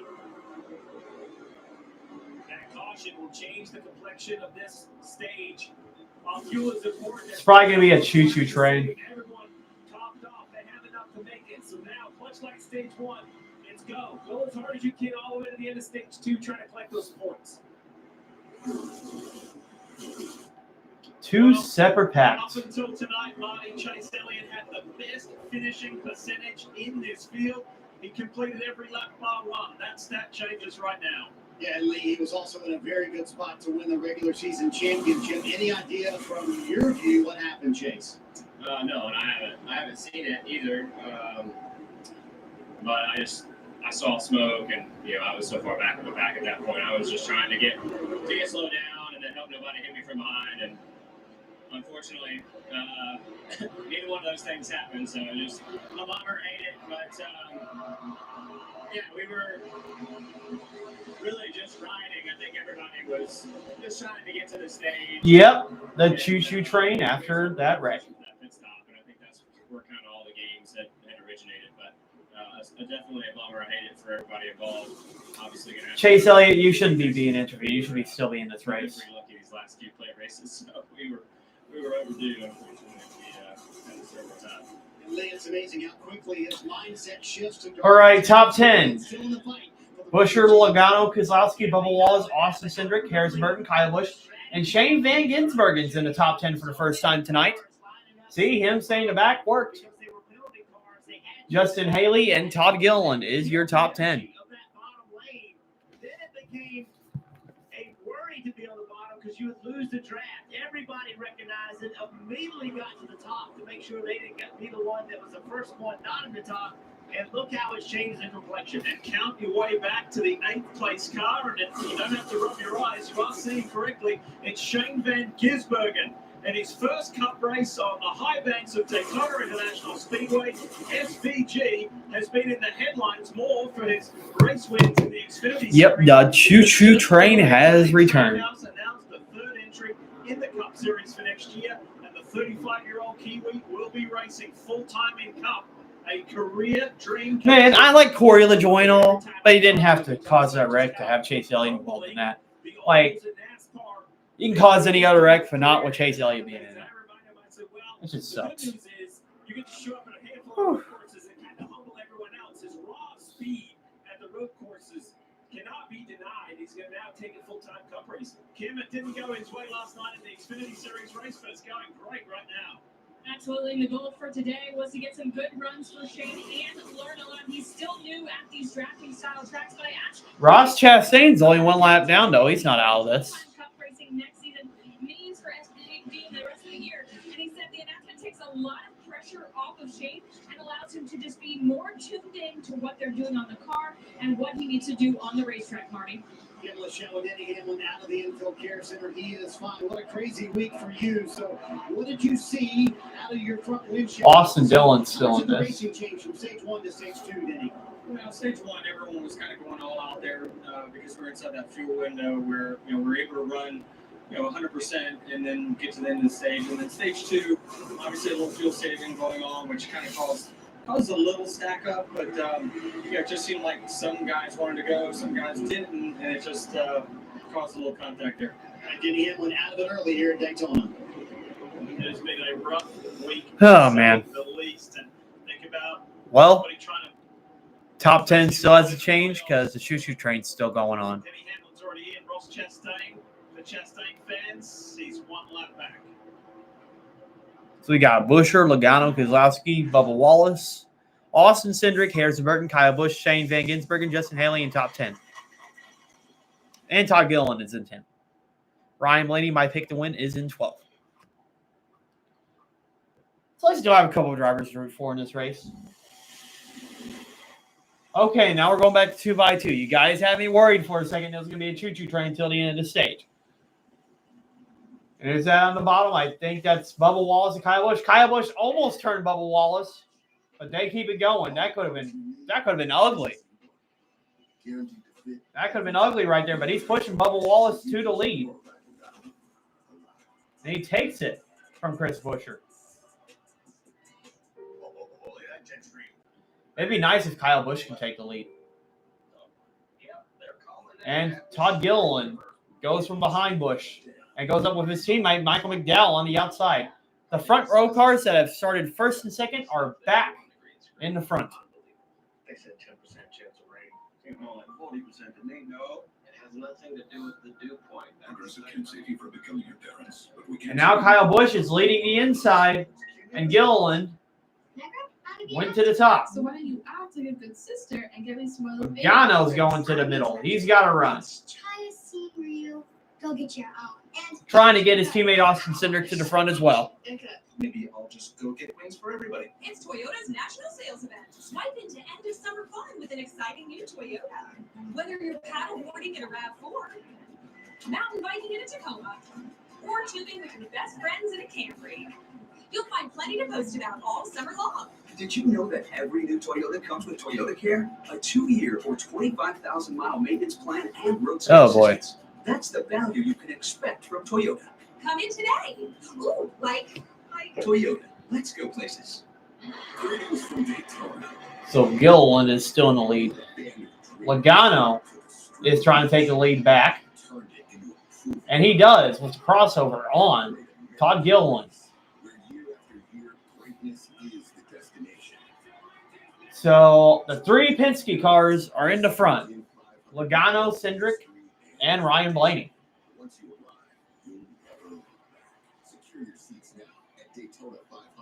Oh, Gilliland really had to check up there. I wonder what happened.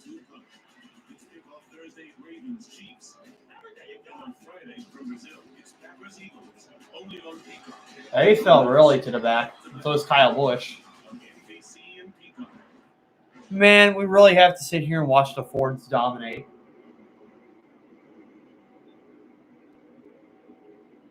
Liberty University is more than William Byron's sponsor. It's his school, offering more than 700 flexible, affordable degree programs online and on campus. And you can get your future on track today by visiting liberty.edu/24. We've actually got 5 technicians on our NBC crew who are graduates from Liberty. So very cool, and this is a pretty cool race so far tonight. We've had a big one. We've had some. And Larson, with damage, is trying to make his way to the front, too. Now I hope something happens to Reddick and Larson. I don't want them getting a lot of points. It's a team Penske 1, 2, 3. Those guys did a great job of finding the middle lane. They all went down there together. It's just unfortunate that Chase Elliott's been running consistent all year, and then the other ones around him get lucky, all because he gets taken out in the wreck. Many people think the championship favorite right now. They have been fast every weekend. As Logano still in the lead. He always seems to find himself to the front. I think right now Logano's the favorite to win. Still floor about Tyler Reddick, his Hawker.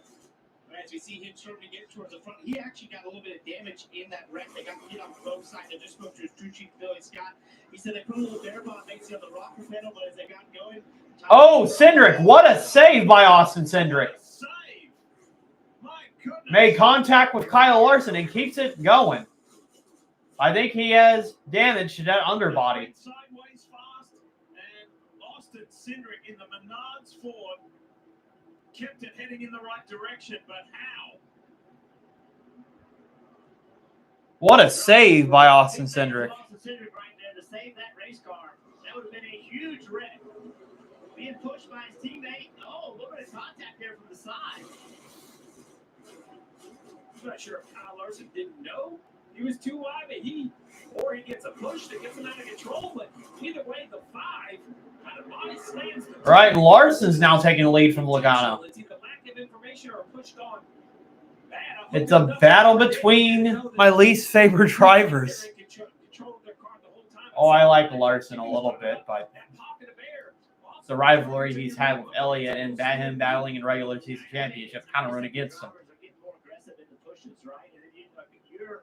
Being pushed, your front bumper is up somebody's rear bumper. But Kyle Busch is in 6th. Guy behind you keeps pushing you. I have yet to get a Baja Blast because I'm not as hyped now.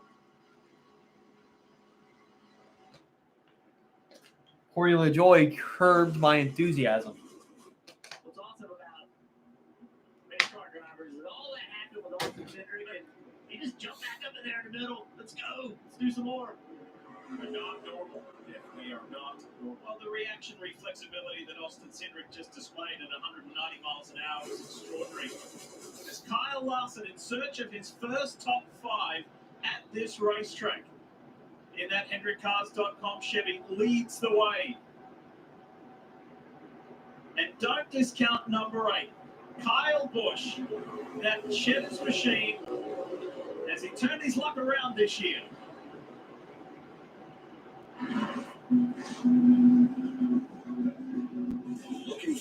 refreshing change? Say goodbye to sluggish performance and reach for the one that won't slow you down. That's great. Oh, Eric Jones got a problem. Looks like he's got a flat. That should bring out a caution. Oh, we got a car blowing up too. Shane Van Gisbergen. Oh my goodness. Another one of my favorite drivers has blown an engine. So Shane Van Gisbergen car goes 1, 2, 3 kaboom, and he is out of this race. At the same time, Eric Jones has got a flat right front, so he's out. The family of 8 were to need a cold plunge. Where would they find it? Then they dip it in butter and bam, it goes right really to vampire bar like a reverend does, like a blessing on the I think Jones might have ran over something. Caused that tire to pop. Think of how light it'll feel in the summer. You gotta run. 11,000 more neighborhoods to go. Ding dong. Homes.com. Next, please. Extra cold. Was this fire person's day hard enough for a Mike's Hard Lemonade, Joel? Was it? Hey. Keep it cool, cool cat. Hard days deserve a hard lemonade. And Doug. And if we win, we get to tell you how Liberty Mutual customizes car insurance. So you always pay for what you need. Isn't that what you just did? Man, it was usually Joe Gibbs with the engine reliability issues. Now it's colleague.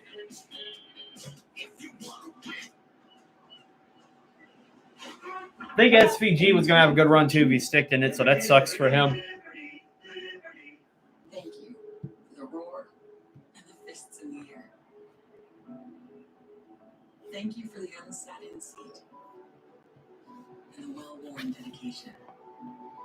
Thank you for the first race and the lost count race.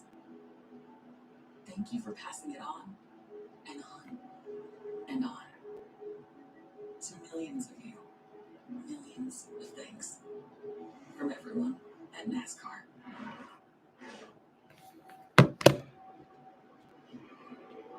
The Coke Zero Sugar 400 has ended prematurely. Oh, man. For Corlick Racing's Shane Van Gisbergen. Check this out. There were multiple incidents happening at the one time. Martin Truex Jr. with a flat front left. Eric Jones and the plume of smoke. Oh, Truex got a flat tire too. It's similar to Michigan last week. You had multiple cars flat tire at the same time. Well, the flat is obvious very early for the 43. Everyone behind does a nice job of kind of getting around him. I'm not sure what happened. It's crazy to think that flat tire and the expired engine are connected, but the timing says the opposite. And it was all happening 1, 2, 3 because Truex was way behind just coming off turn 2. He was experiencing that flat, and this is Van Gisbergen bringing it back to pit road. That fire is out of the pipes, literally from the engine failure. We've seen several fires tonight, but that was just an engine-related. It's crazy. It was a tough night last night too in the Xfinity Series race because he was in a pretty decent position and it was just in the wrong time, wrong place. Let's talk more with Kim. Yeah, Liam, the goal for this team was to make it to the end. Obviously, that's not going to happen. They felt like if they were to make it to the end, they could have a top 10 finish here, which would be wonderful for the driver learning on this drafting track. On that incident, Shane came on the radio and said, I didn't hear or feel anything. It just expired. So, a weekend to remember, but not necessarily for the right reasons for Shane Van Gisbergen. As we check in with Jimmy Johnson and DJ Dale Jarrett. What's happening, fellas? They really had to get SVG a bad engine. That stinks. Crazy things that we don't normally see, but any insight into what might have happened with Eric Johnson, the 43 and right front tire? Yeah, I don't know what led to all that chaos, but talking to the shop in our war room, we knew we had some damage on the 43 car from that previous incident. We thought that the toe was off in the front, and when I saw the flat tire, I thought maybe just rolled through the tire due to a toe issue. But with all the other chaos, I have no clue what's going on. see these things happening, but kind of a break for Aaron Jones there and the team too to be able to not lose a lap but get the tire change. Yeah, to have Sheep alone like that and bring out the caution, I'm not sure if the 43 was able to stay on only lap or not, but I know he was very thankful to look up in the mirror and see all that smoke and know the caution was coming up. Yeah, had a lot of speed. Back to you, Lee. Yeah, kind of was settling into a rhythm with about 15 laps to go in stage 2, and they all came undone. All right. Back stretch with 3 different incidents all at the same time. You know, I guess I'll get me another Baja Blast. We're still watching this race. Oil cooler or the little pump belt on the 16 if it was a lap later or 2 laps later. But to be on the same straightaway, it would be shocking to me that those are connected. I mean, it's obviously not an oil leak. I mean, we have fire pouring out the pipes. The engine has expired. Just eerie coincidence. Crazy timing. a lot of fire tonight. First it was Hamlin, and Hamlin was the instigator on Daniel Suarez. Now Shane Van Gisbergen. This is one of those nights where, you know, as the field of clean cars starts to dwindle, as we see now Chastain has got off that damaged clock, as you mentioned, that minimum speed, and he's able to continue repairs. But you want to stay on your game. You don't want to give up, even though there's so many damaged vehicles out there. This is like 2018, 2022 all over again. Everybody just crashing out. Have to work. For the mission won't.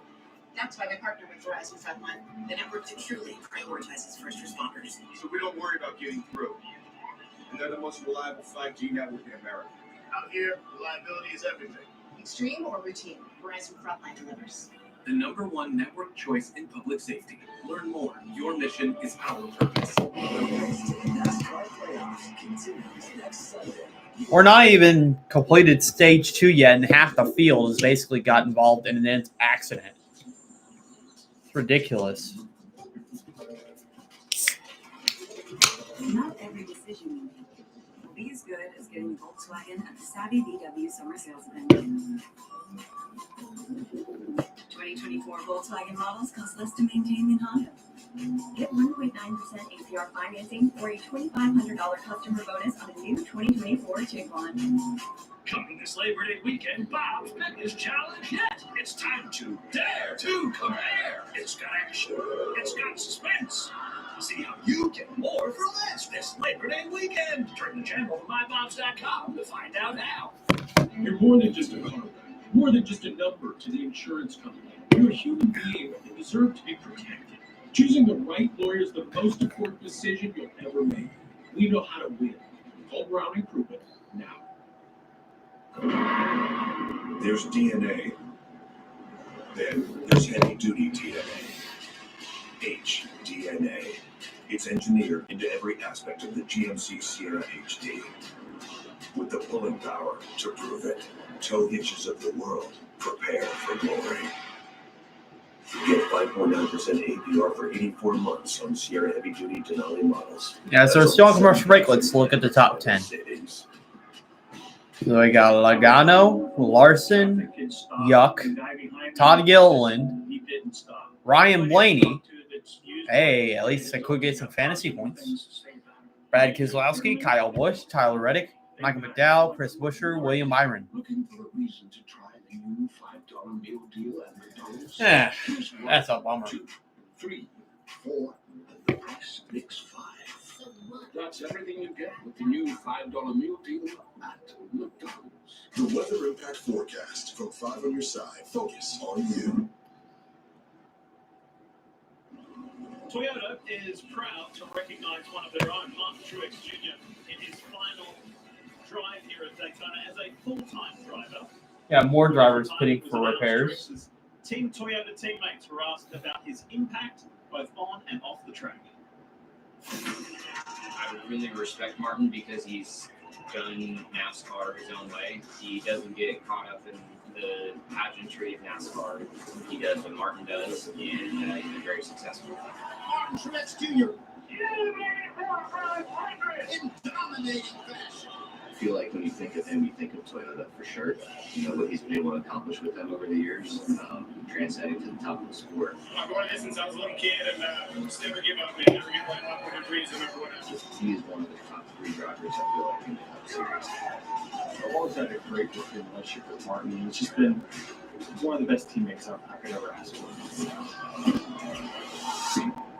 With over a decade of success as a Toyota driver, Martin is one of only 2 Toyota drivers to earn the NASCAR Cup Series championship, with 32 of his total 34 wins coming with the team. Toyota wishes the 19 car the best of luck. The fight in the playoffs, and at the moment, he is still leading the way as far as the highest place on points in the playoffs.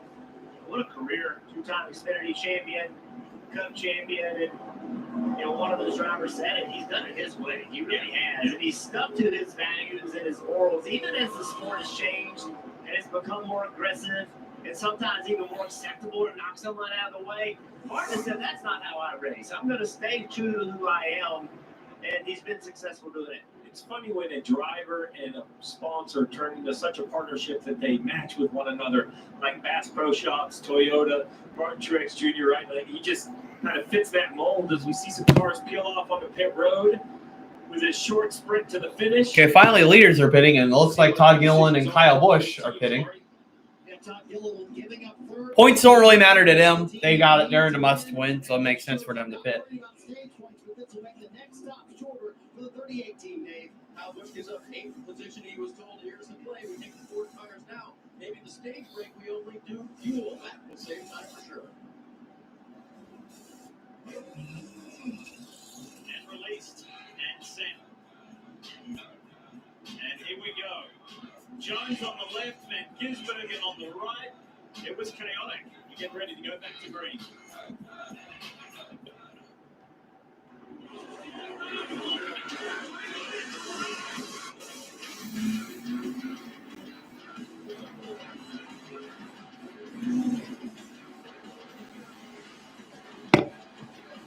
Yeah, I've been really quiet because I'm just kind of sad. Race is not as interesting.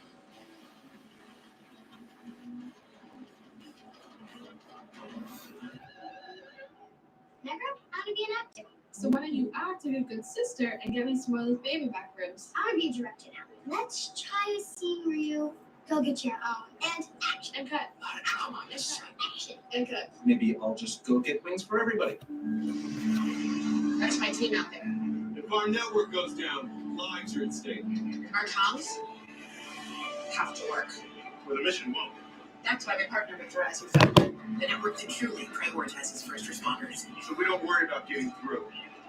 And they're the most reliable 5G network in America. Out here. All right, so let's look at the top 10 now since everybody is pitted. The #1 network choice in public Joey Logano, Larson, Ryan Blaney, Brad Keselowski, Tyler Reddick, Chris Buescher. Let me see if this is updated, though. Was it?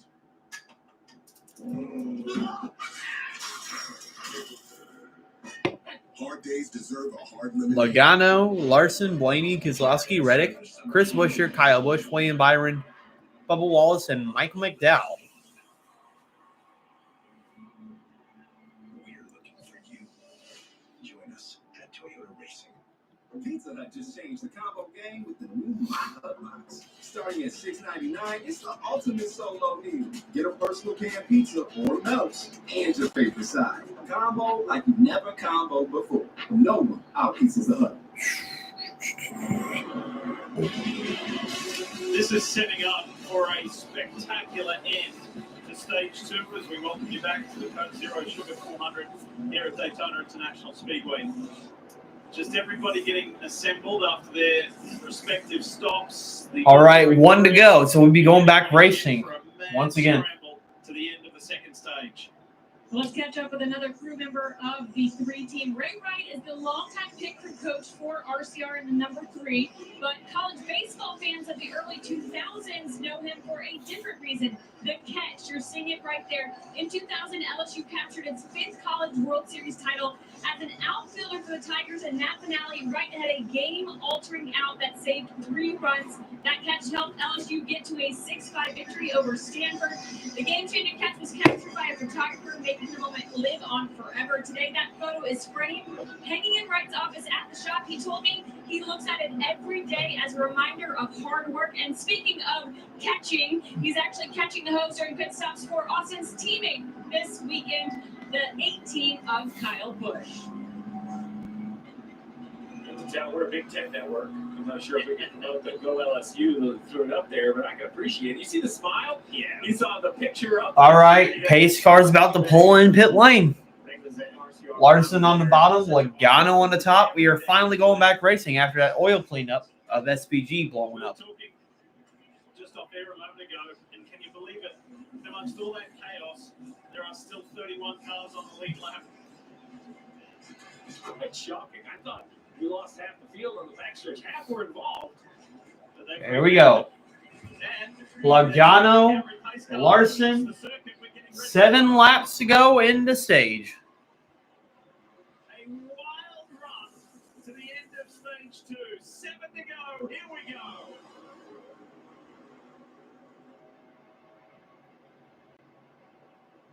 Blaney really trying to give that push to Logano on the top. These short runs on super speedway races are aggressive. They are wild. Heart rate through the roof right now. Drivers know they're going to have to do things they don't necessarily want to if they're going to win this stage. And crew chief's holding our collective breath. Just hopefully the car runs all 7 laps. We have a chance to continue. Look, the RFK Fords have been ever present in this race thus far. Kyle Larson is at the front. Logano has been at the front more than anybody. Bubba Wallace has picked up his teammate Tyler Reddick right behind Ryan Blaney, which is Bubba Wallace's best friend, and we got 6 laps to go. Oh, a little bit of mix-up there with Ty Gibbs and Cindric. I think they were trying to go to the top, and they're going to make it 3 wide. 6 laps is enough time to get it spooled up if they can get enough cars. This gives us a nice window into the future when they're racing to the line for real at the end of 160 laps. In the second to last race, I have a feeling they'll have another wreck. Darlington next weekend is the bubble race, the cup race to determine the top 16 who will contest the playoffs. That one is as tough as this one is. Right now, it's Larson and Logano still side by side. Have to have a good run or solid run. What about Todd Gilliland? That green and white Pickles car, third back, there it is, the 38. His teammate Michael McDowell on the inside, and Wallace goes on the high line. And now Todd Gilliland, he's looking in that rearview mirror, waiting for somebody to come push him. Here comes William Byron. The 2311 teammates are on this high line up near the wall, working together. Reddick pushing Wallace. How effective. Larson's in the lead on the bottom right now. Pushing Hendrick's start. Kozlowski's really pushing him out there.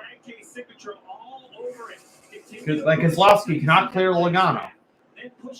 But he's staying with his teammate, Chris Buescher, at the moment.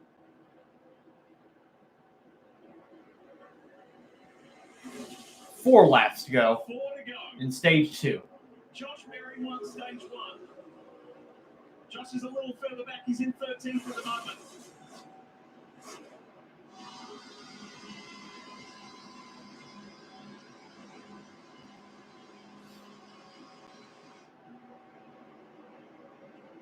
Field looks like it's starting to shrink because it is. It looks like Kozlowski has went up there with Logano now. Here comes Kyle Busch on that low line, the 8, the Cheddar's 8. Kyle Busch is on the low line. 2 cars back. Larson at inside lane. He's never won a race at Daytona.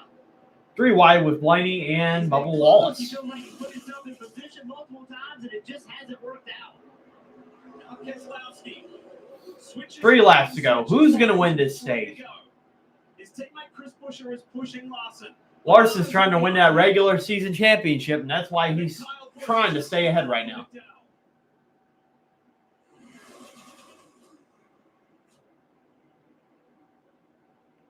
Cindric switches to that low line. What a recovery that was right here before. After side slapping with Kyle Larson, it could have been night done for Cindric as we go on board with thanks to Hunt Brothers Pizza. Please teammate. All right, what's going to happen here? Everybody really pushing each other hard. Is this going to be another wreck, or will they make it to the line? That could have been a wreck between Keselowski and Logano, but Logano backs it off.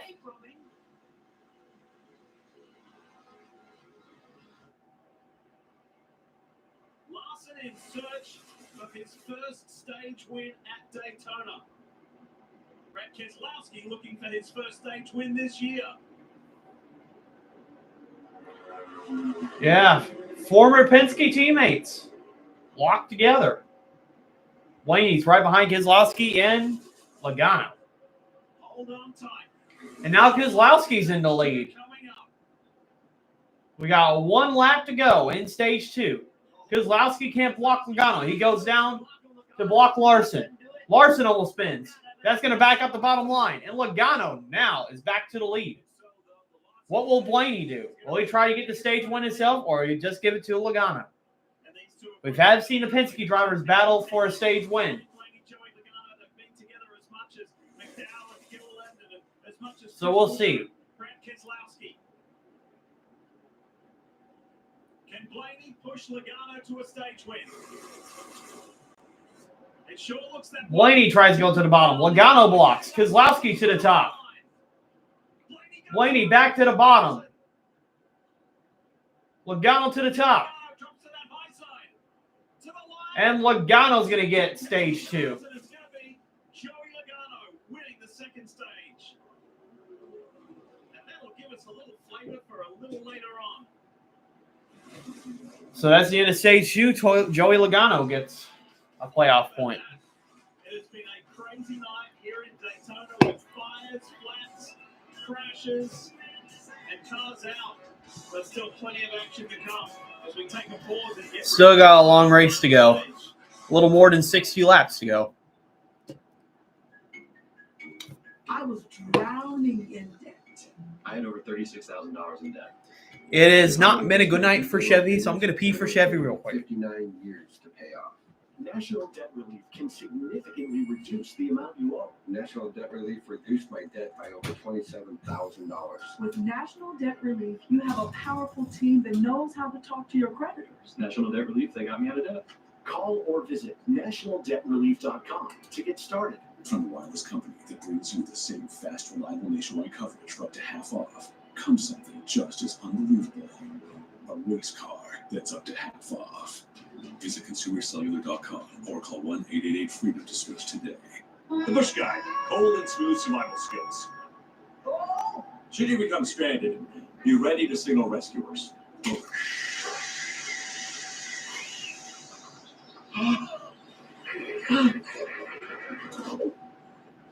How long have I been out here?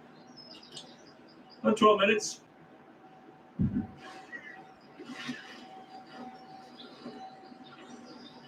Head for the mountains. Order Pizza Hut now and get a free large pizza link. That's a free pizza on your next order. So you can pizza now, then pizza again. Free pizza means your next dinner is covered. Your future self will thank you. Get it while it's hot. Only at Pizza Hut.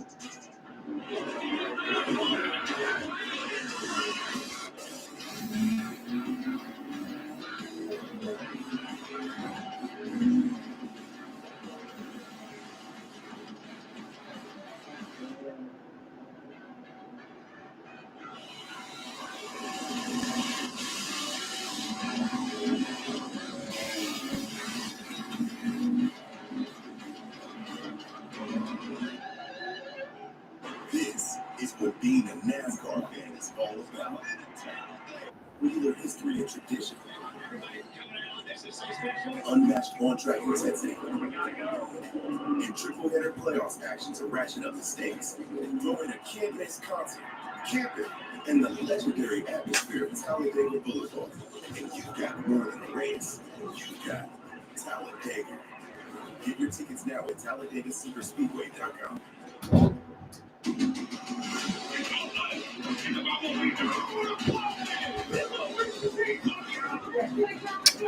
All right, I am back. Take on the Commanders. We're heating up now, man. Tomorrow on NBC and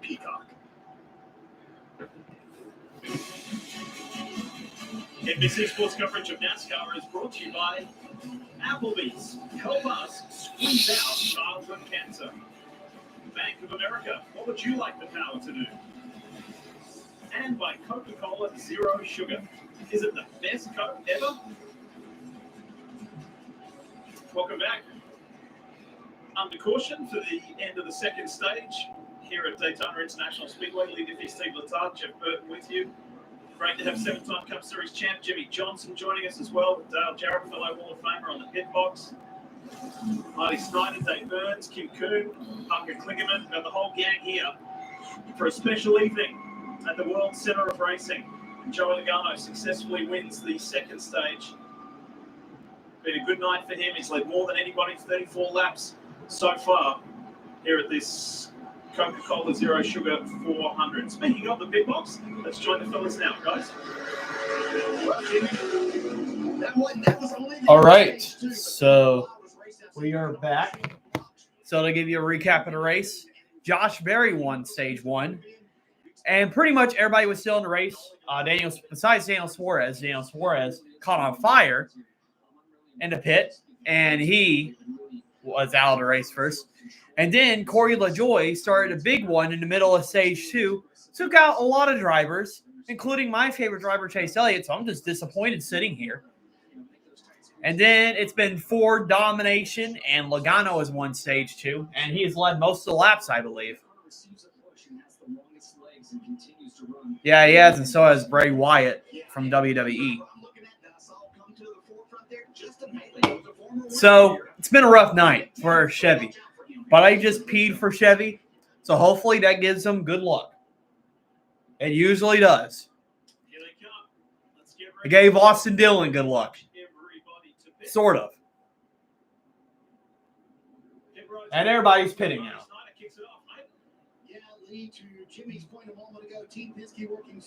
See who wins the race off pit road. Do you want me to change anything? Logano said, don't touch it. Meanwhile, Kyle Larson said the car is good with a funny quote. He said, I'm just trying to stay out of the way and not get taken out here. Morning for the 12 car of Ryan Blaney. He's reporting still. And it looks like I think Michael McDowell won race off pit road, and I think Kyle Busch got second. Justin Haley. I was about to say Justin Allgaier's not in this race. Justin Haley is running.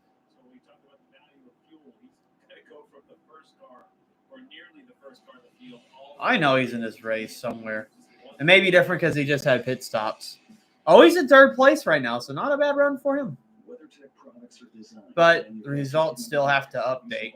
I think that was before they went to pit. Most competitors make things 7,000 miles away and then wonder why they don't fit. With WeatherTech in your vehicle, you may hear angels singing as you marvel. How do they do it? Simple. American technology and American workers deliver quality. Not imported junk for a few bucks less. Get the gold standard in Florida. I just want Chad to have a good ass run back at draft, too. He better fucking send it to the hell. You want to make an announcement? Ross Chastain got the free pass. So we might be so fucking bad.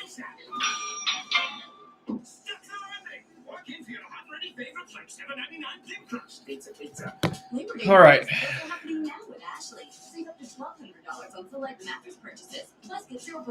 Cody Ware is running where he usually does, in the back. And what I mean by in the back, he is 16th. Not really in the back, but still behind.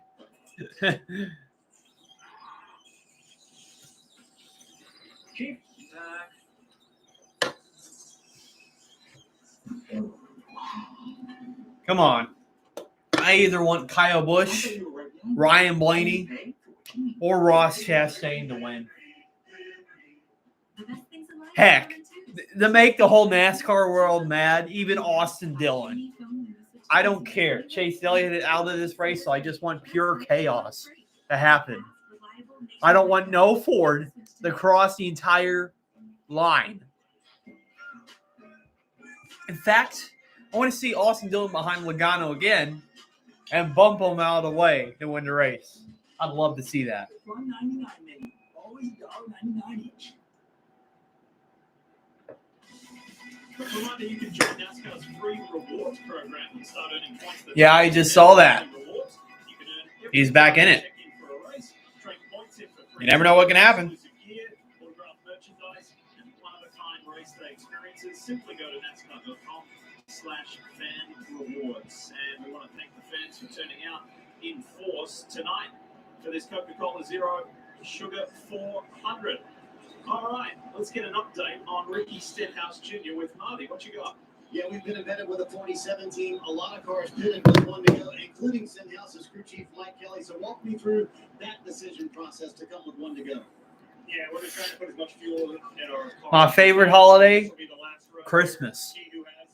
It's obviously the best holiday because you receive all the gifts. I'm just kidding. I like Christmas because you get together with family, you give all the gifts and everything. You heard it, just how important the fuel is, right? You made an extra trip to pit road, car shut off here in coasting. And when we go back to green, we are going to take a listen to the three. We're going to go take you inside the world of Austin Dillon. And all right, pace cars going back in. Pace car, let's go. And have a listen. Stage 3, let's do it. Here we go. McDowell and who is? They guess Josh Berry side by side. Green flag. Kyle Busch is giving a push to McDowell. Come on, Kyle Busch, take the lead.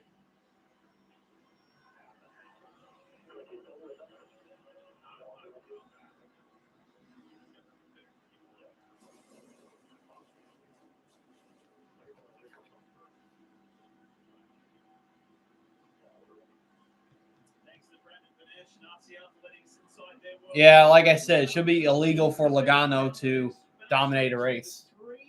And yes, he's fallen to the back. Finally, his momentum has been crushed. I can hope.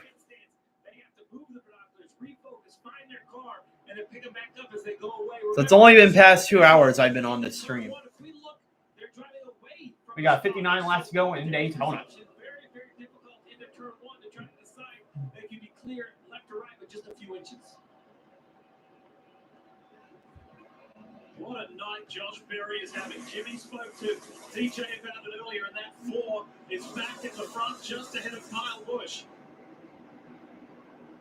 Jimmy asked earlier where you wanted to be when you saved fuel, and that's what this is all about with 59 to go. It's a 200-mile-an-hour game of chess. Berry could not be cleared. And Justin Haley trying to make his way to the front. What an upset that would be if he wins this race. He has won here before in 2019 when it was rain shortened.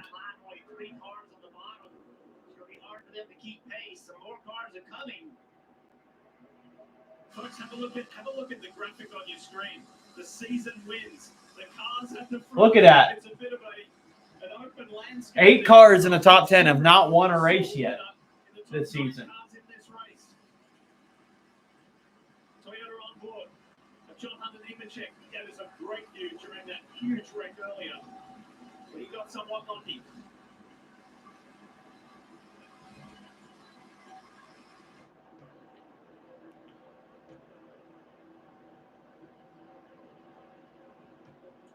See the 17 of Chris Buescher, top of your screen, the 1 of Ross. All right, so your new top 10 right now is McDowell, Haley, Berry, Kyle Busch, Harrison Burton, Zane Smith, Austin Cindric, Austin Dillon, Chase Briscoe, and Austin Hill.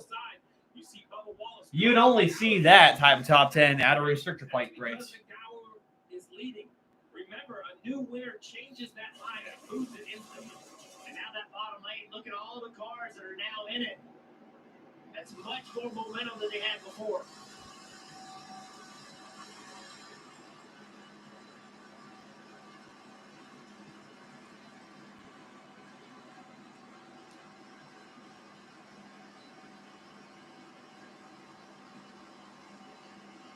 Look up to the right-hand side on the high line there from John Nemechek's Toyota onboard, you see the 71 of Zane Smith. And if you didn't see the news overnight, Zane, who's driving for Spire on loan from Trackhouse and Smith have parted ways. And so Zane is actively, effectively looking for what 2025 looks like for him. He's tucked in behind Harrison Burton, who runs 7th at the moment. See how Chase Elliott got involved here. Rookie guard Chase Briscoe. Yeah, he just got clobbered in the back. Wrong place, wrong time. Here we go. McDowell trying to block Justin Haley with 56 laps to go. Cinder took that push and picked up 2 or 3 spots and then immediately jumped to the outside.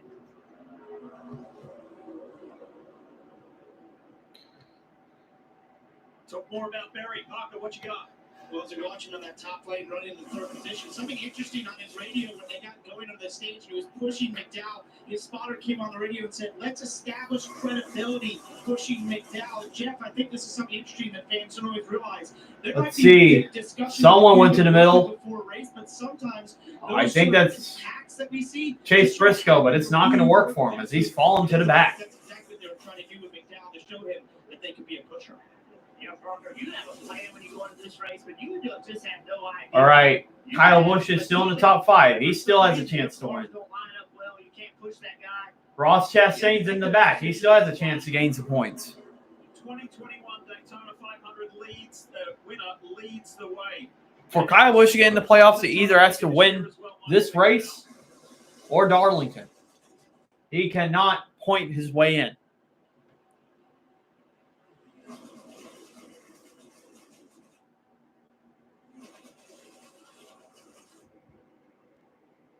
Oh, someone got into the wall back there. Eric Jones. But he keeps it going.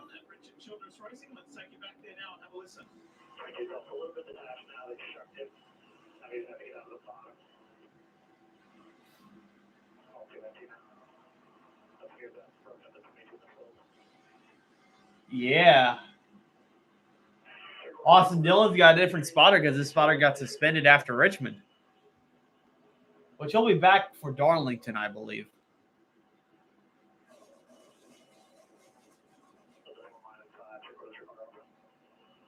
Corey LaJoy, it looks like he almost made a Kevin LePage right there.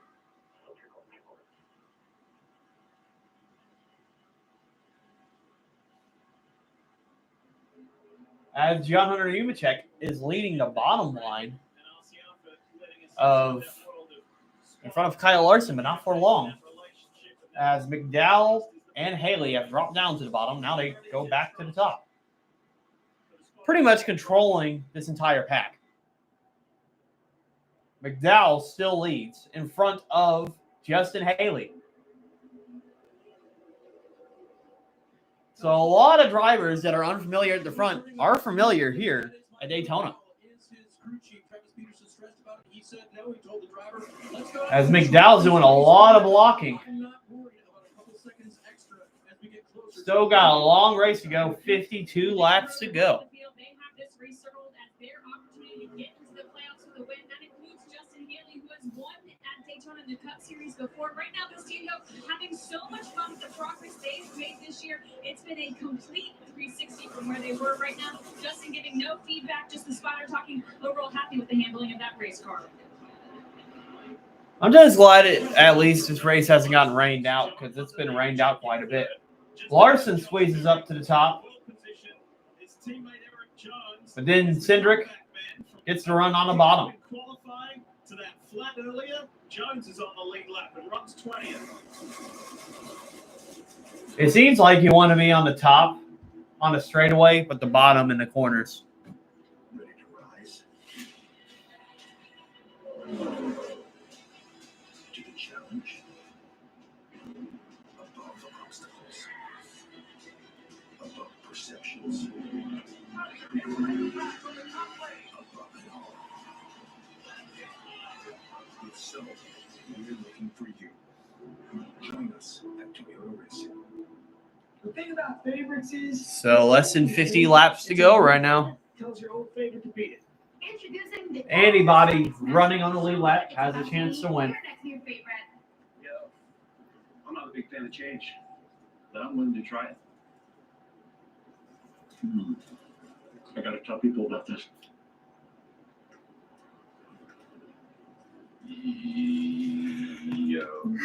Sonic Smasher. Quick rundown of your top 10. So your top 10 is Michael McDowell, Justin Haley, John Hunter Nemechek, Josh Berry, Kyle Larson, Austin Cindric, Kyle Busch, Joey Logano, Harrison Burton, and Daniel Hemrick, your top 10. Logano, I believe, has led the most laps so far. We've come a long way, but there's still a lot more road to run.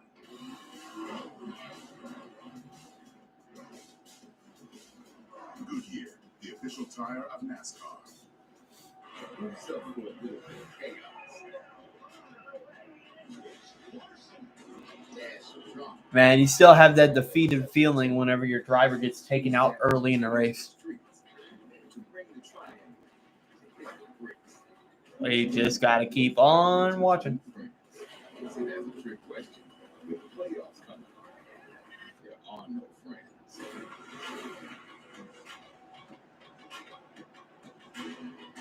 Who will have the edge to push their limits and make it one step closer to the PGA Tour's ultimate triumph?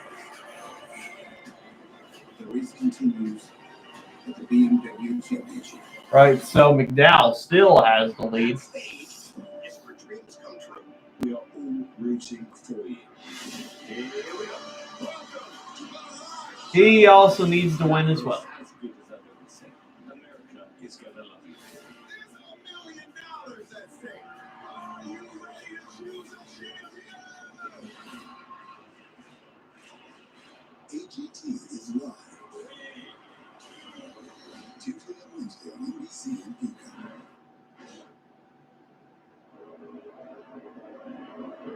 With 47 laps to go in this Coca-Cola Zero Sugar 400, Michael McDowell is in command at the front of this race. I want to take a look at So the pole sitter McDowell is in the lead right now. So you got McDowell, Haley, Nemechek, Larson, Kyle Busch, Harrison Burton, Austin Cindric, Zane Smith, Joey Logano as your top 10. Got a foot cam. That's what he's doing. Using the brake and the gas. See a little bit of brake right there. I think pretty much some people are saving fuel Modulating his gas from to get to the end. He's not wide open. He's just trying to save a little bit of fuel. There's really nowhere to go anyway right now. There's times he'll go wide open. Just trying to make sure he doesn't let the car in front of you get too far away. Now you're doing your legendary analysis, but you were remiss to do your TV job. You were meant to say something. Go on, I mean the little bike's picking muscle. Got a whole car double behind me. They're great. I think this is fascinating because people who have watched speedway racing, I think just all the drivers run around here wide open, right, like they do in qualifying. But this is a perfect example of even in the pack where you want to carry as much speed. I know he's out of the gas some to save gas, Jeff, but even if he wasn't trying to save gas, a little bit of brake, a little bit of, you have to control these runs. It's still pretty artistic with the feet. That's right. We've seen what happens when it doesn't get timed right. We've seen the wrecks. We've seen guys get spun around. There will be a moment in this race where he is no longer on the brakes.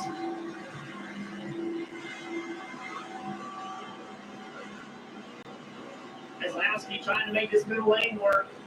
All right, looks like all the Fords are moving to the middle. Keselowski with a little shot. But are all blocked on the top or by Josh Berry in the middle. So in essence, Michael McDowell and the 34 team is trying to bait everybody else to run hard here. Don't save fuel, even though the crew chiefs do want their drivers to save fuel. So Steve, what's the message to your driver? I just talked to Paul Wolf. He said, listen, they're kind of forcing us to run harder than we would like to because we cannot lose the track position. Well, saving gas is only relative to the rest of the field. So if I'm back in the pack, let the leader run as hard as he wants.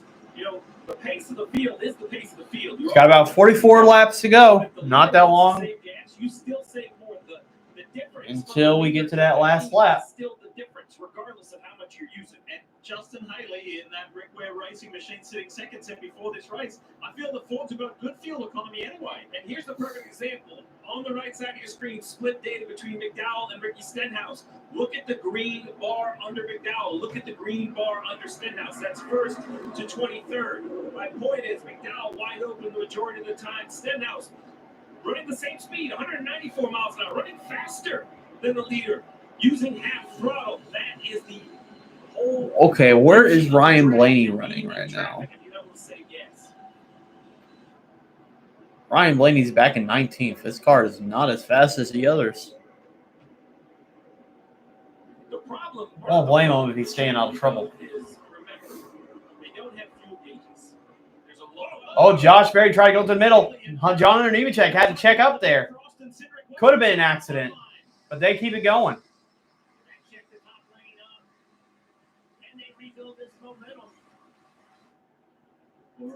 Remember, Austin Cindric has experience of winning here at Daytona. He won the Daytona 500 in 2022. He's already got a win this year from Worldwide Technology Raceway, and he's trying to win his second race of the year and add some playoff points so he can get further ahead in the playoffs.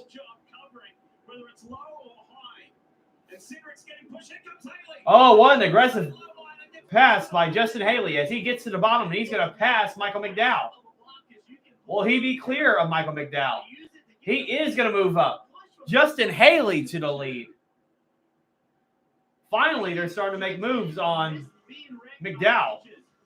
Justin Haley, in his 5th appearance in this summertime Daytona race, is celebrating his 5th anniversary of winning here in that rain-shortened event. And he's at the front of this field.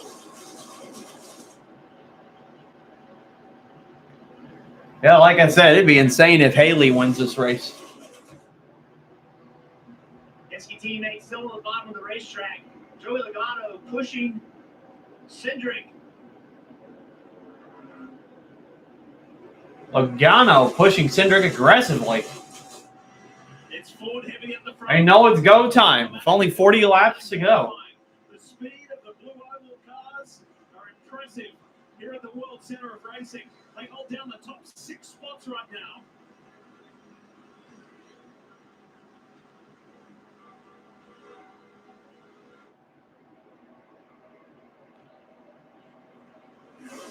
Haley drops back to the bottom.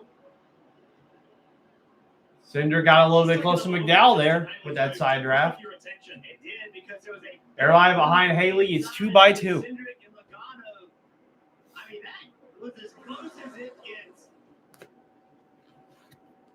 Michael Jordan, the boss of 2311, shaking his head from that near accident.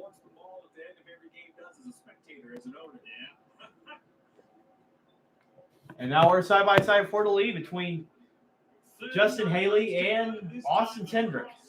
It's setting up for an epic finish.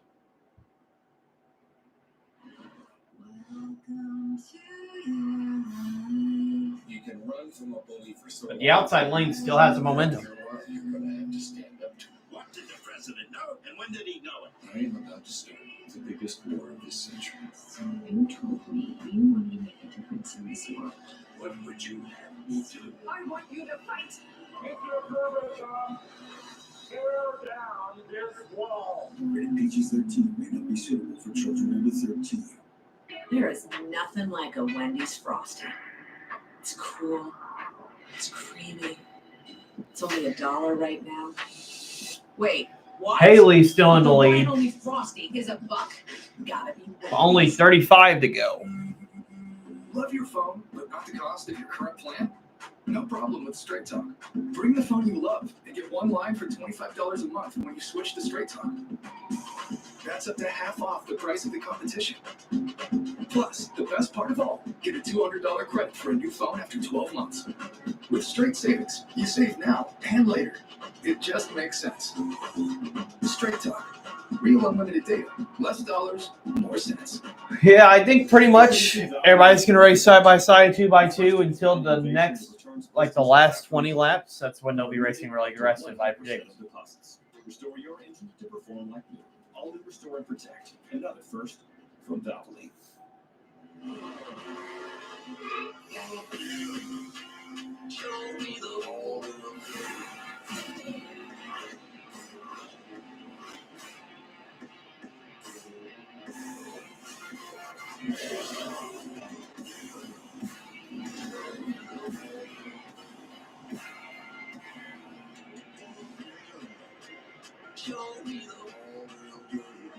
Celsius, essential energy.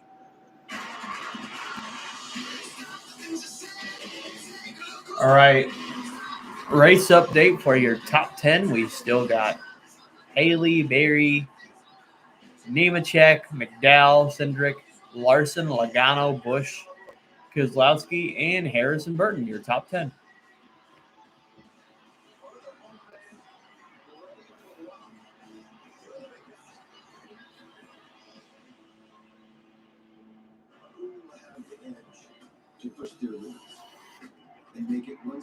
And it seems like the outside line has made a little more ground. As now Larson has made his way to the top 5, being pushed by Kyle Busch. Pushed by Kyle Busch. 36 to go. We're back from commercial break. I'm probably going to give me a water real quick. Justin Haley for Red Web Racing leads the way. And he's led more laps tonight than what he did when he won in 2019. He only led 1 lap that night to get that victory in the summer race here in Daytona.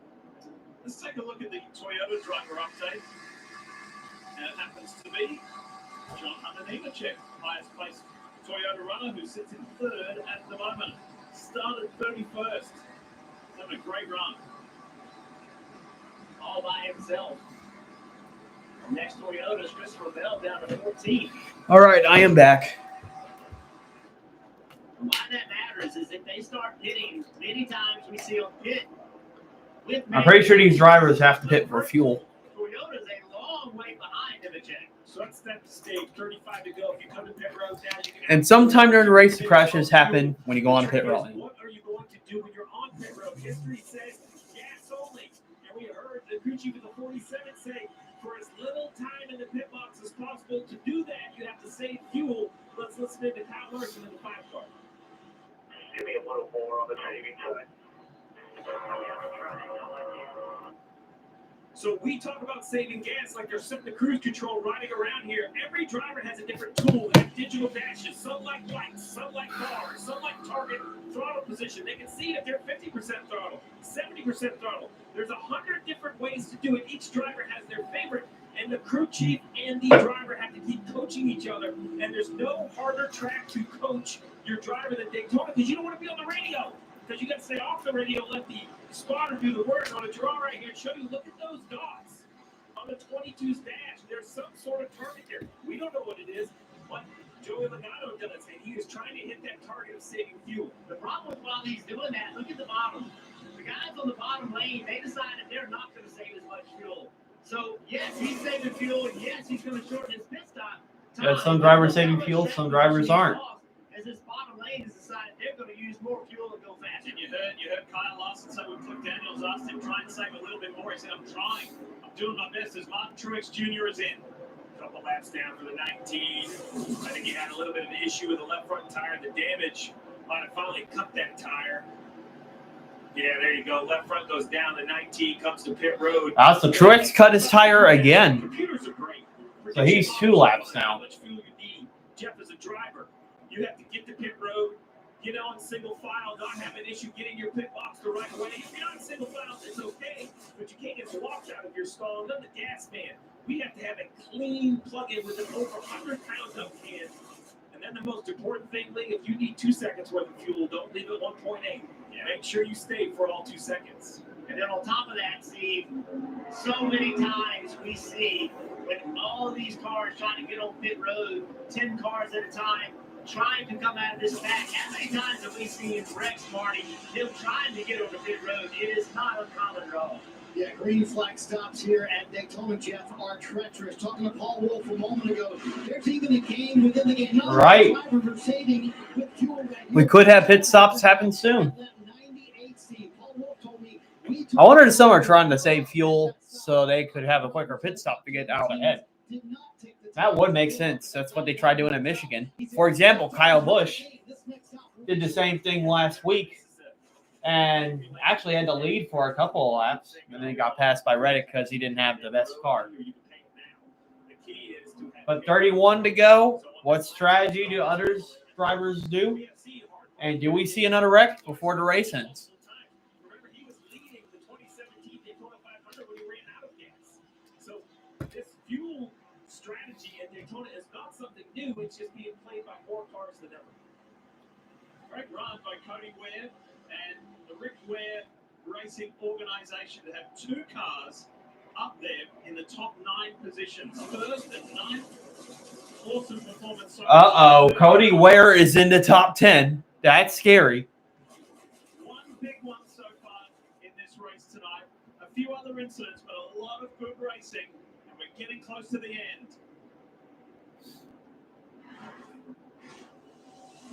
This isn't just a race. For Chevy, this is science at 180 miles an hour. Physics, AI, and machine learning. If this is our lab, we're testing more than our cars. We're testing ourselves. Because what we learn here helps push us forward out there. From the track to the street, Oh boy. Chevy's got you. Less than 30 laps to go now. It's Pod's biggest sale of the summer. Save up to 25% on moving and storage for a limited time. And see why Pods has been trusted with over 6 million moves. But don't wait. Use promo We got code Haley 25 first, to save. Visit Barry in pods.com second, Nemechek in third, Larson fourth, Kyle Busch in fifth, Cendricks in sixth, seventh is Michael McDowell, eighth place is Joey Logano, ninth place is Ryan Blaney, and 10th place is Christopher Bell. With so much great entertainment out there, wouldn't it be easier? Got a little more than 25 laps to go now. My favorites.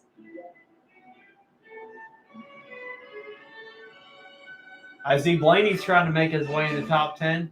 I need those points. The Bar and Bar. The county's best hangout just got better. Here's to living smooth with the always smooth, easy drinking Keystone Light. Ally has savings buckets to help you save for anything you want to buy. Because everyone has something they're saving for. Like that new car. Or a fancy vacation. Or party supplies. Your delivery budget.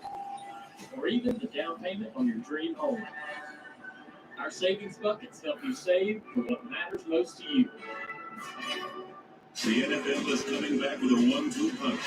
It's kickoff Thursday, Ravens, Chiefs. And on Friday from Brazil, it's Packers, Eagles. Only on Peacock.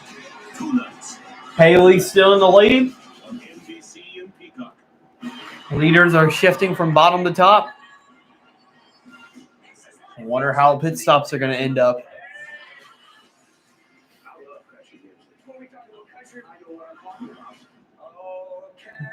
What manufacturer is going to be the first one going on pit road?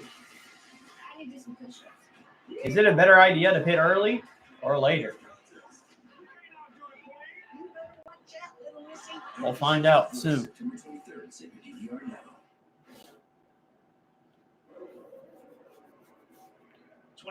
All right, back from commercial break now. Haley's still in the lead. And here is Christopher Bell. It has been a somewhat quiet. Oh, Christopher Bell being in the back all day is now trying to now thinking it's time to get to the front.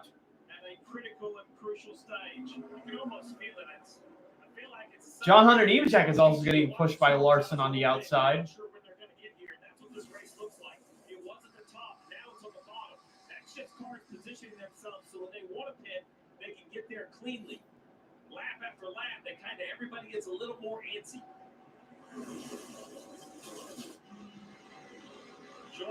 Joey Logano again with thanks to Hunt Brothers Pizza. Ryan Blaney will be somewhere close by like they have been for so many times.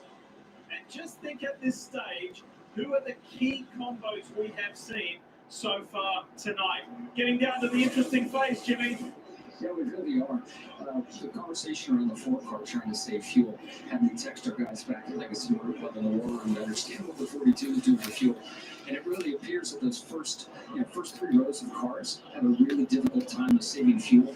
The sweet spot seems to be that fourth or fifth row, which will allow you to save the most fuel out there. That's great information, Jimmy, and that's what I think everybody's trying to figure out. Is, if you're in that fourth row, Jimmy, you just wonder if I can say, all right, pull up. 24 to go. Run one or two laps up front and then pit. Some drivers saving fuel, some aren't. Before they come to pit road if possible. And the back is catching Bob Truex Jr., who had the second incident with a deflating tire. That happened earlier when Eric Jones had his moment at Shane Van Gisbergen blew up, and Truex is staying well and truly out of the way. Jeff, how much notice do you need? It was different for John Hunter Nemechek's trying to make his way to the front. But the outside line kind of stalls out because we got another line forming on the top. I know it's on your mind. I don't necessarily need to be looking to be to the bottom in 10 laps, but I wanted that. So then I knew, okay, now tell me 5, right? But I wanted to start looking because if As Kyle Busch is leading the line at the top. Speed and I could go ahead and get there, I'd get there. But if not, I knew I had quite a bit of time to position myself. Marty? Jeff, terrific point. And Joey Logano just asked that question of Paul Wolf a moment ago. He said, how long until we stop? He said 5 to 7 laps. But they also remind him, Steve, worry about your track position a little bit. Logano is at arguably the best car tonight. He's back in 7th. It seems like everyone is 3 wide now. Before they stop. 17th and stuck on the top 3 wide. So even if he wanted to come, it would take a lap to figure it out. Let's add into all of this. You cannot slide a front tire coming to pit road. You're not getting new shoes on this thing, Jeff. You got to take care of all 4 Goodyears coming into the pit box. How about Josh Berry? What a night. Just told last lap after going a great race. 4 to go before they hit pit road. Man, really getting close. We see them on pit road. He's trying to give crew chief Rodney Childers his first big win here at Daytona. Racing getting close to each other. I wonder if everybody's trying to get organized. Who will pit? It looks like they're all battling. Because how are you going to peel out of this path and not get into a wreck? So communication from the crew chief to the driver, but also to the spotter, and then the spotters amongst all themselves, and then the driver. As we got Haley and John Hunter Nemechek side by side for the lead. Behind them, it's 3 wide. Here comes Kyle Busch on the top. Kyle Busch knows that if he's going to win this race, he's got to get ahead of everybody else and get on pit road great and get off pit road great. Can he do it? That's the question. And instead, we got John Hunter Nemechek spinning. Can he save it? Yes, he does. And that caution changes everything. And Nemechek has definitely flat-spotted his tires. Nemechek has gone around, and the caution is out.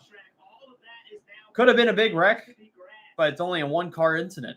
It's over on the back section, heading towards what's known as the bus stop, the Le Mans chicane, as it's called now. And look at that. Once upon a time, to Jeff's point, was grass. Thankfully, now it's all asphalt. And John Hunter Nemechek does not roll. Just slides. Watch the contact from the 5. Boom. That shoots it into 51, and around he goes. And that noise is grinding pace out of that race car. It's bringing the speed down. When it gets in grass, it doesn't slow down like that. We've seen so many cars flip. You can see the contact from the 5. It moved the 42. And around he goes. Big test for that new fin on the rear window. You saw the back of that car hop a few times. I don't think he was clear, and that's how Nemechek went around. Very important. And so now, all those teams and drivers are expecting green flag stops. Some have given up track position, right? Thinking they were going to get green flag stops. Now they're all going to pit under caution. That was a mighty shove from the 5. onto Nemechek. And sent him to the left across the front of Justin Haley and down. Unfortunately gets away with it. So now, oh, there you go, Jeff. Top of the screen, right? This is the grass you spoke of? Yeah, that's right. So the cars used to go through that grass, then they'd go on this pavement over here where the road course actually is, and they'd get back in the grass. It was a big transition. Saw several cars flip as soon as they got to the grass. So great addition from a safety standpoint to this back straightaway. It's also going to have a... All right, caution's out with 20 laps to go. For sure, everybody's got a pit. They're exiting. Yeah, that Le Mans chicane right there. Oh, that argument can carry on even further.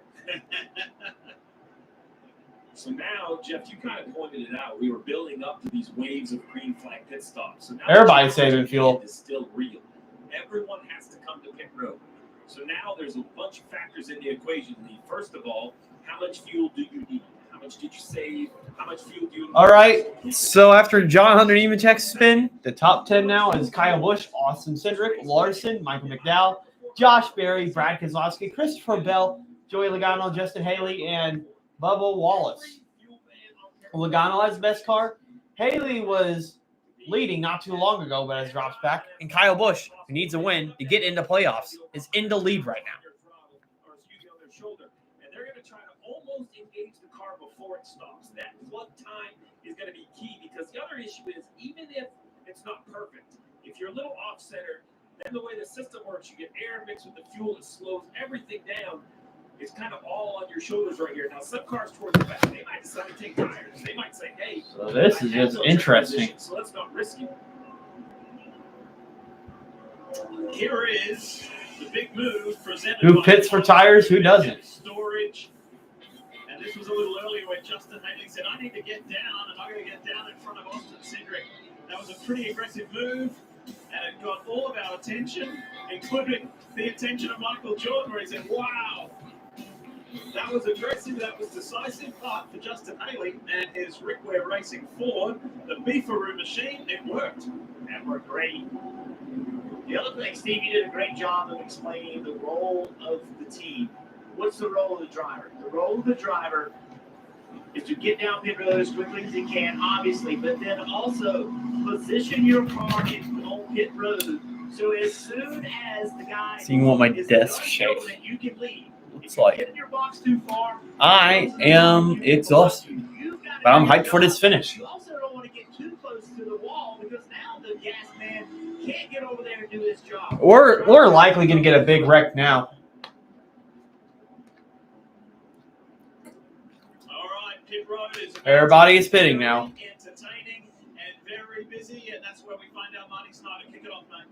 Kyle Larson has driven a terrific race tonight. They're going to need a little less than 3 seconds of fuel. Cliff Danielson, wait on me to go, partner. Austin Cindric pits in second place. It's going to be a 3 count of fuel. No good gear tires in. Very happy that car, Dave. Kyle Busch got to the lead. Can he keep it fuel only here? No good gear tires on the car. There he goes. I was a little slow on Kyle Busch's fuel. They got to make sure you get enough. Who knows? Maybe you don't want to beat a leader. It was a longer stop for Busch. He lost 4 positions. And this is why we're under caution. John Hunter Nemechek going for a wild ride, but not as wild as what it would have been if the grass was there. Reputations are earned. They're built with hard work, time, and consistency. They're respected, trusted.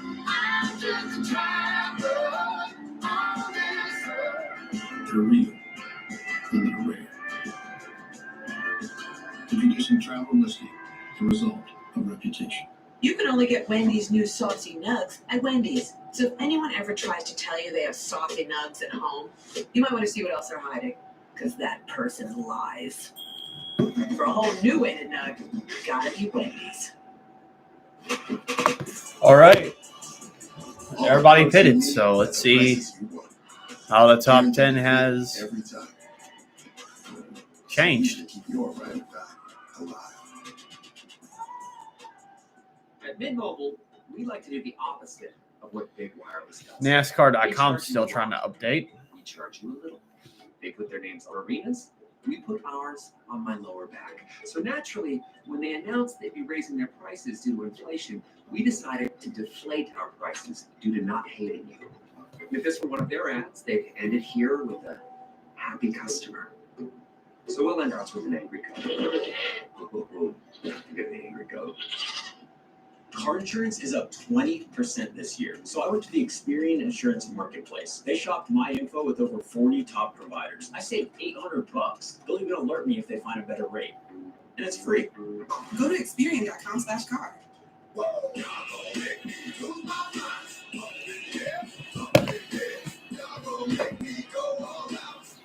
All you can eat riblets, shrimp, and boneless wings. $15.99 all day, every day. Still got a little bit of laps left. You can represent your favorite driver and take advantage of amazing deals at the NASCAR shop. Check out the Closing into almost 15 laps to go. Simply go to NASCAR.com/shop. If you're just joining us, you've got perfect timing because you've joined us for the most tense portion of this. All right, NASCAR. There's no way John Nemechek's in the lead. Even his pit stall. BJ McDowell coming in, contact right in the right rear. See right here, Christopher Bell, a tight exit. He starts to leave, and they pull right out in front. But BJ locked it up to keep from making any more contact than he did.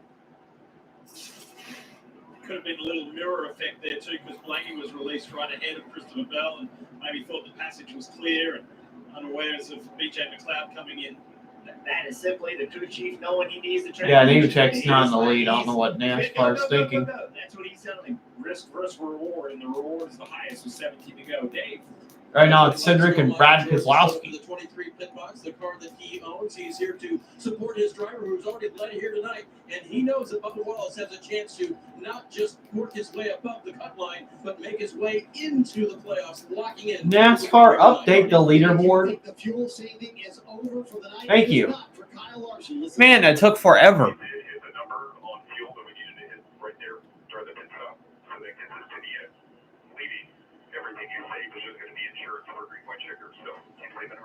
But Steve, you made the point earlier. It's easy to save fuel here. Larson can. So your top 10 before we get to the restart is Keselowski, Cindric, McDowell, Larson, Busch, Logano, Berry, Blaney, Byron, and Chase Briscoe.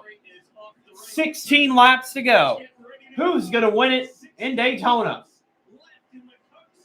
Green flag is back in the air.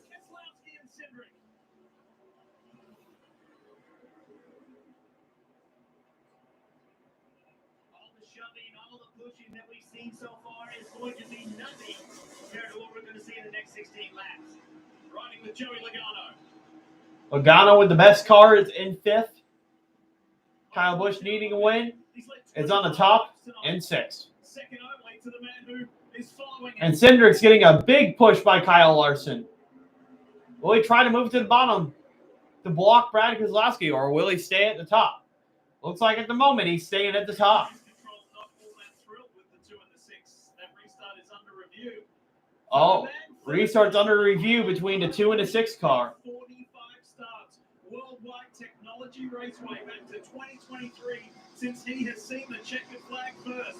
Could he get it tonight and all right. His way into the playoffs?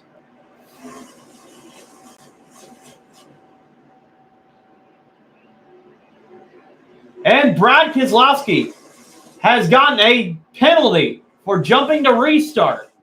There's a penalty to Brad Keselowski. The night has gone away from the RFK man. Remember the rule. The control car, he has to leave first. Cindric was a controlled car, and Keselowski got a jump. The 2. So he Leader of the race, so he has to launch is first. not going to win this race unless he gets a caution. Clearly gets the launch. So the 2's controlling the race. Once he gets past the first line, Jeff, he has the option to fire. We got 14 laps to go now between Cindric and Larson. He's just trying to lead with the 2. It seems very clear to me if you look at this. Brad, the orange car on the right there. He's accelerating. The 2 isn't going. it looks pretty clear that the 6 accelerates first. Yeah, and the 2 has from the time he gets into that box of that last line.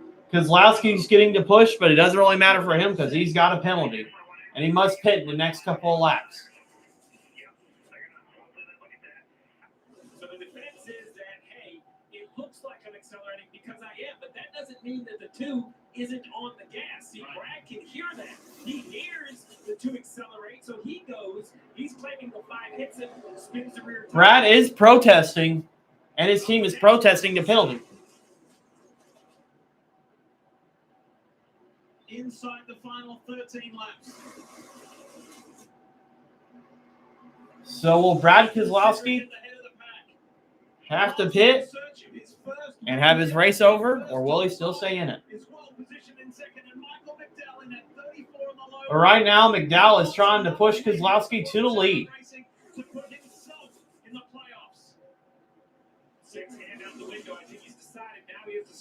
Nope. And Keselowski's got to serve his penalty.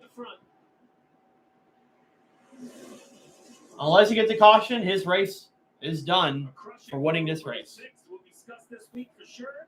Brad feels like he's in the right. There'll be a lot of people looking at the data between the 2 and the 6, but either way, mid-race, NASCAR's made the call. But now the battle for the lead is between Austin Cindric and Michael McDowell and Keselowski. I mean, Kyle Larson's trying to push Austin Cindric to the lead. That almost caused an accident, as Logano is closing in to the lead. We saw it right there. Look at this outside lead. Josh Berry's trying to get it working. He's got a lot of cars with him. 11 laps to go now. And Josh Berry's trying to make the move to the top. Big run right there. That middle lane got checked up. They had to lip for just a moment. Maybe some contact.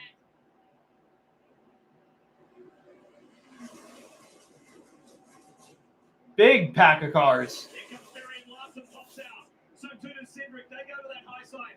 Kyle Larson gets back to the middle. Larson's 3 wide. In the middle between Cindric and Michael McDowell, as Busch is trying to push Larson to the front. This is kind of like in the beginning of the race where everybody was 3 wide. So now 3 wide. If you're at row 2, row 3 wide. I have a feeling a wreck is going to happen in the next couple of laps. There's no way they can keep going like this. Pushing this aggressive. More aggressively. The only way you can separate yourself in your lane is to be a better pusher.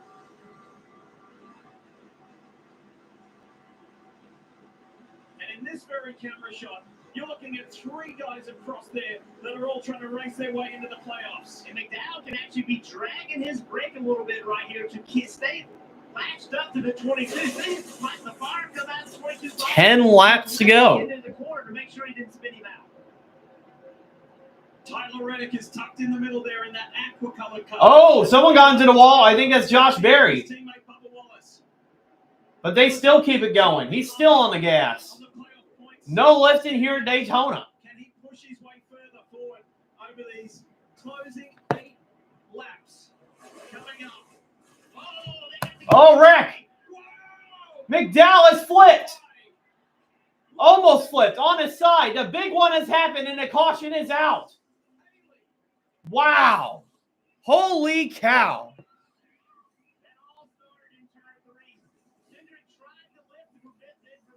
Wow. McDowell almost flipped over, but kept that car on the ground. And Logano is out of the race. And so is Larson. The big one has struck at Daytona. McDowell went for a wild ride. Let's have a listen to his radio. Call for it? Well, super call for it. Yeah, I don't get it at all. Well, we talked about it. It's not to go. And the aggression level is through the roof.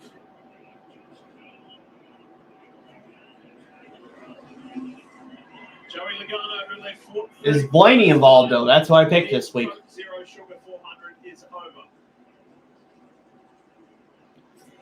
Logano with the dominant car is done for today. Let's see what happened. First, Berry Gets squeezed in the wall because Larson's trying to block Cindric. He sees it starting to happen. McDowell pulls up in front of him. A push from Barry. Tries to get to the outside. Lifts right. It's just a bad push by Austin Cindric, and that causes almost a near flip on Michael McDowell.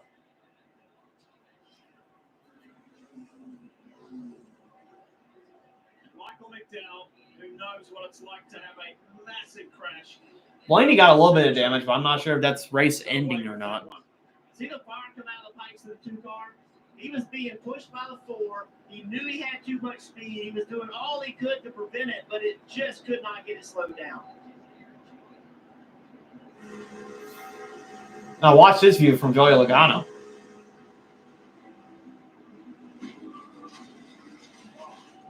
What a view. See the additional aerodynamic devices that were applied on the cars this week prevent the cars from getting in the air. Absolutely. It's impossible to know exactly what part or piece, but Austin Dillon, once again, avoids another wreck, and so is Kyle Busch. came back onto its tires. The work by NASCAR. Look at this right here. Nowhere to go. Nothing to do. That extra work by NASCAR helping. This is the concern, right? When you're hit with another car, Let's see. 22 makes contact, the 34 instantly goes in the air. And if this car continues to tumble, it's the 22, 23 down the line, then it comes back. I say onto the tire, onto the wall. Wow, Logano had a big impact. You see Bubba Wallace in it, the 45 of Reddick in it. Both 2311 cars. This is the view from Kyle Busch.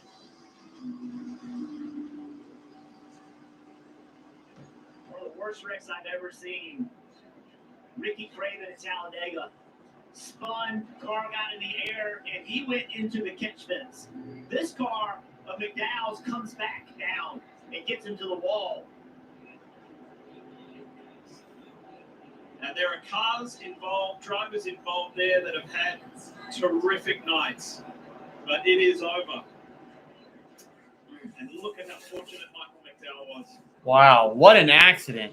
Here's the view from Chris Buescher. Wrecks have been insane the past 2 weeks.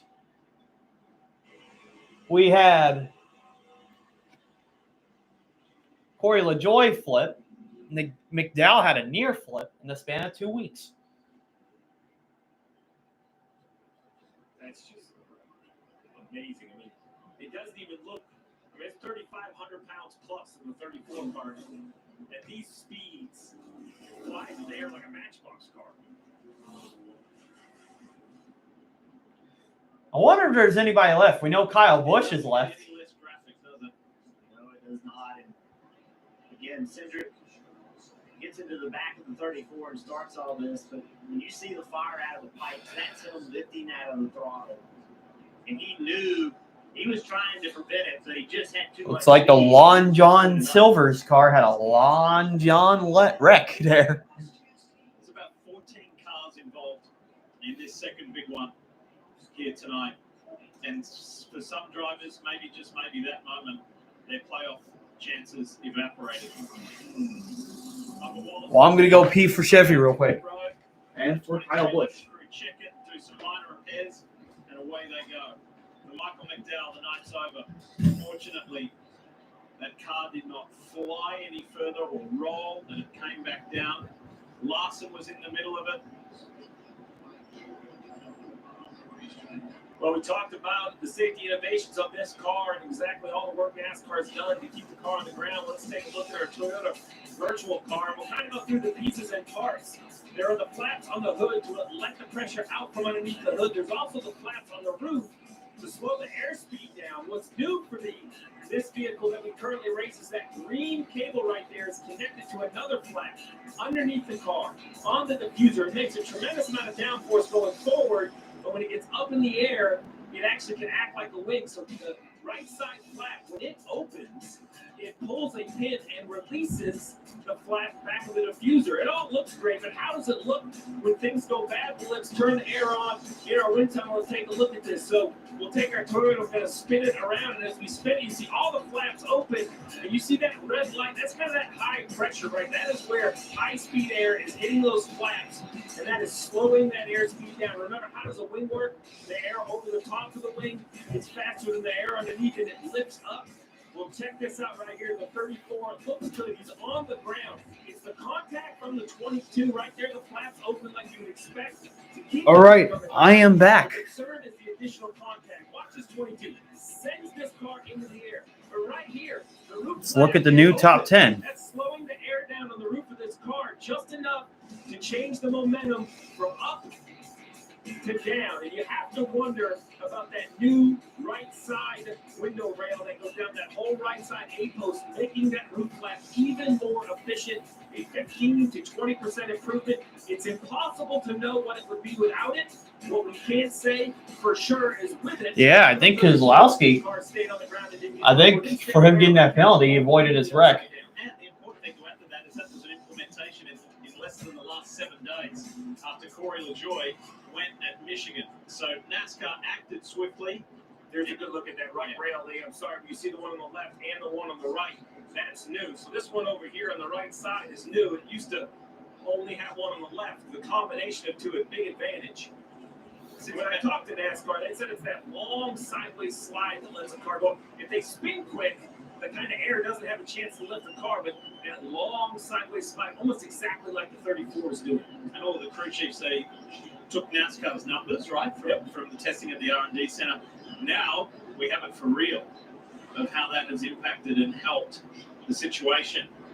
Oh, look at that. Since Bubba Wallace was involved in that accident, Chastain is 4 points ahead of Bubba Wallace on the playoff cutoff line.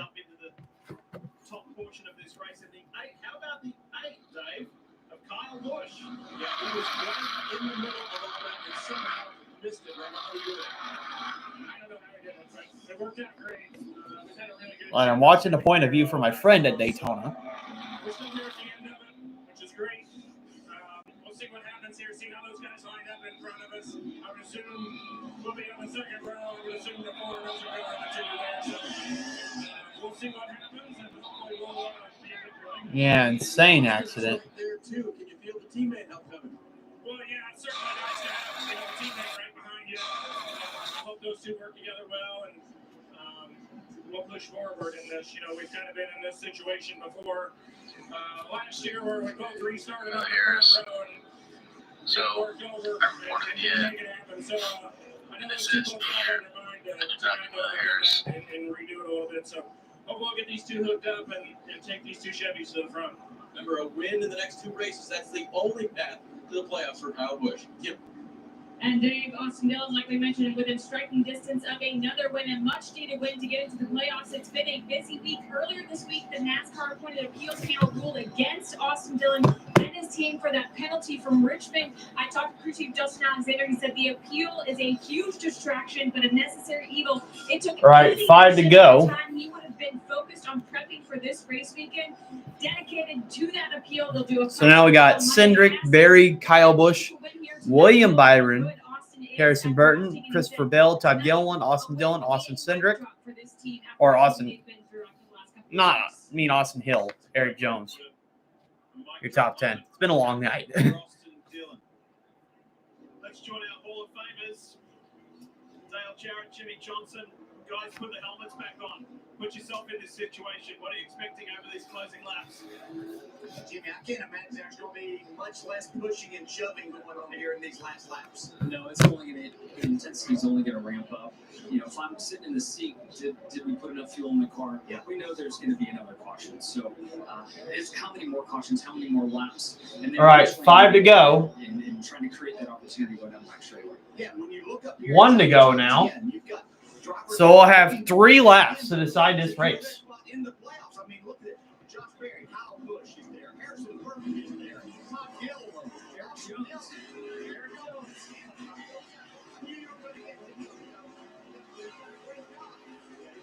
Looks like debris on Bush's grill.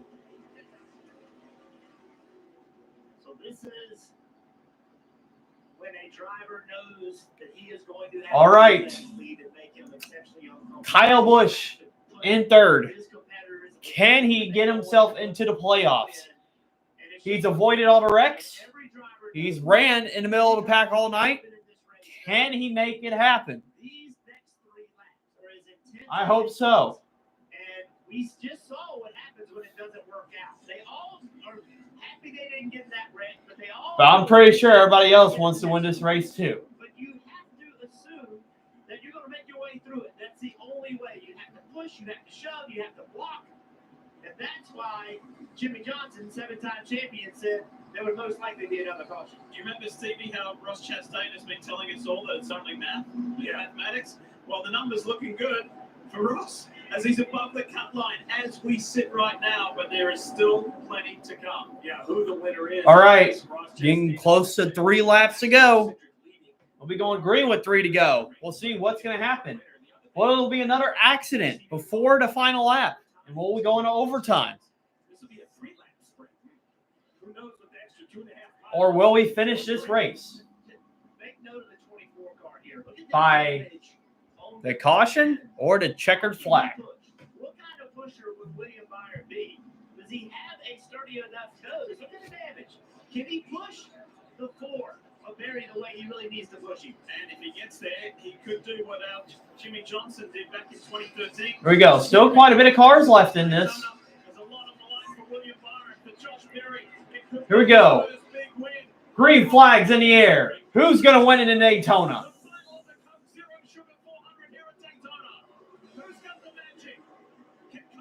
Come on, Kyle Busch.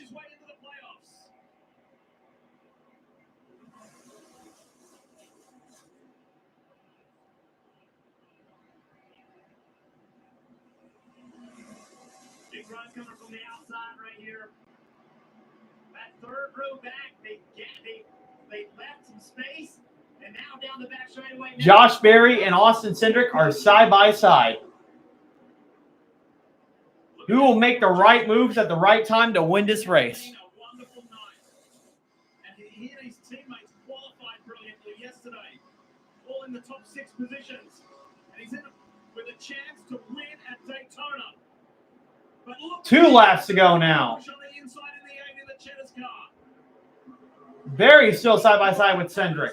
If he can do it, that'd be the legendary organization's 100th win.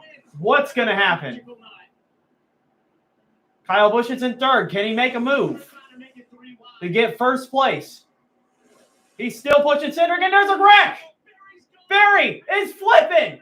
Another flip in Daytona. What a crash. We will see overtime. Holy cow. We didn't think McDowell's crash was bad enough.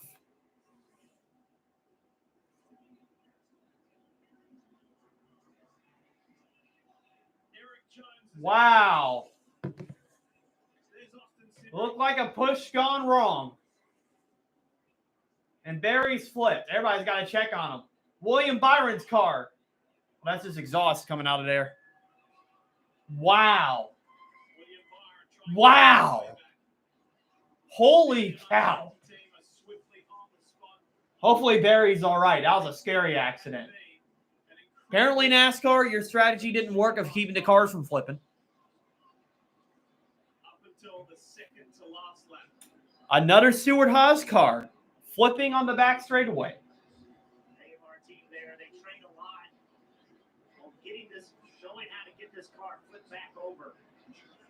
I hope Barry is okay. That did not look good. See the gentleman on the ground. He's in communications with Josh. Oh, my goodness.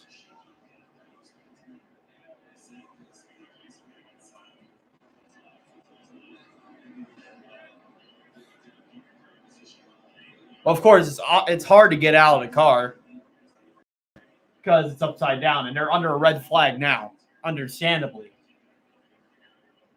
Wow. That's unbelievable.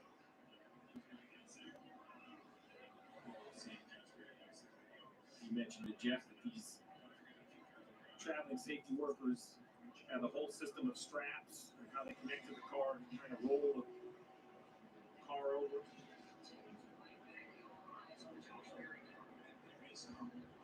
Wow.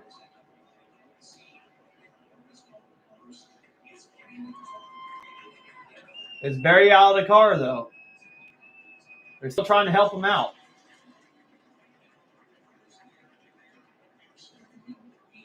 I think they're going to try to flip it back over to get him out. Josh Berry's in good hands with the AMR safety team here. All right, we got a signal that he's okay, but he's not out of the car yet. And the desired result is to see what we have seen from Corey LaJoy last weekend and others. We want to see Josh Berry get out of that car and give us the thumbs up. That car is destroyed. We'll have to see the replay of who all was involved in that.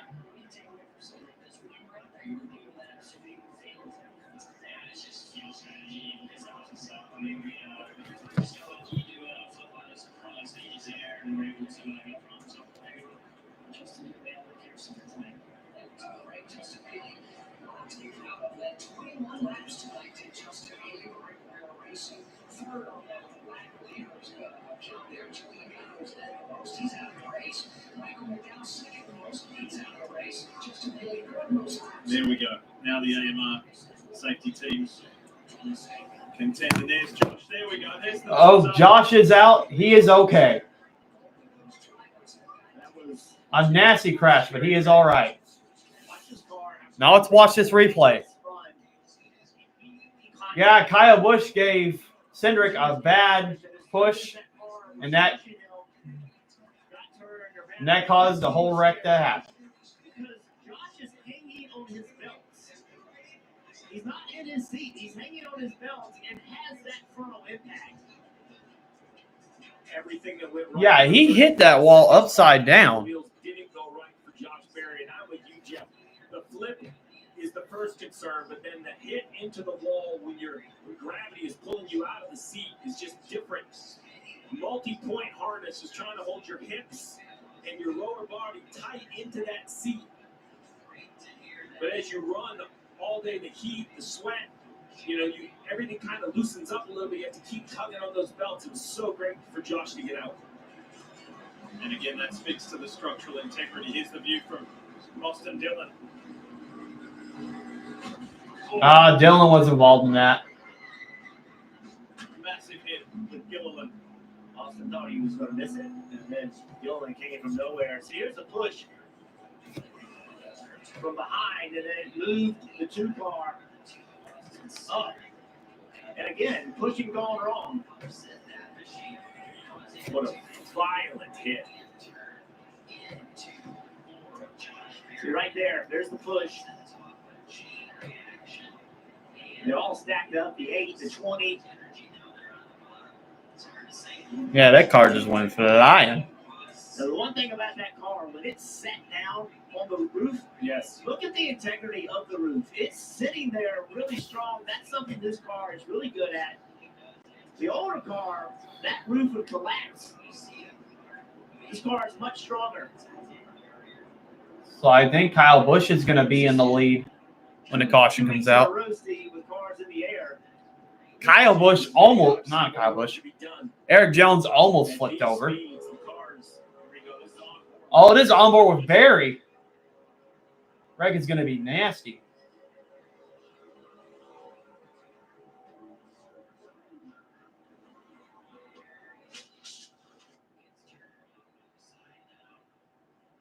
Man, oh man.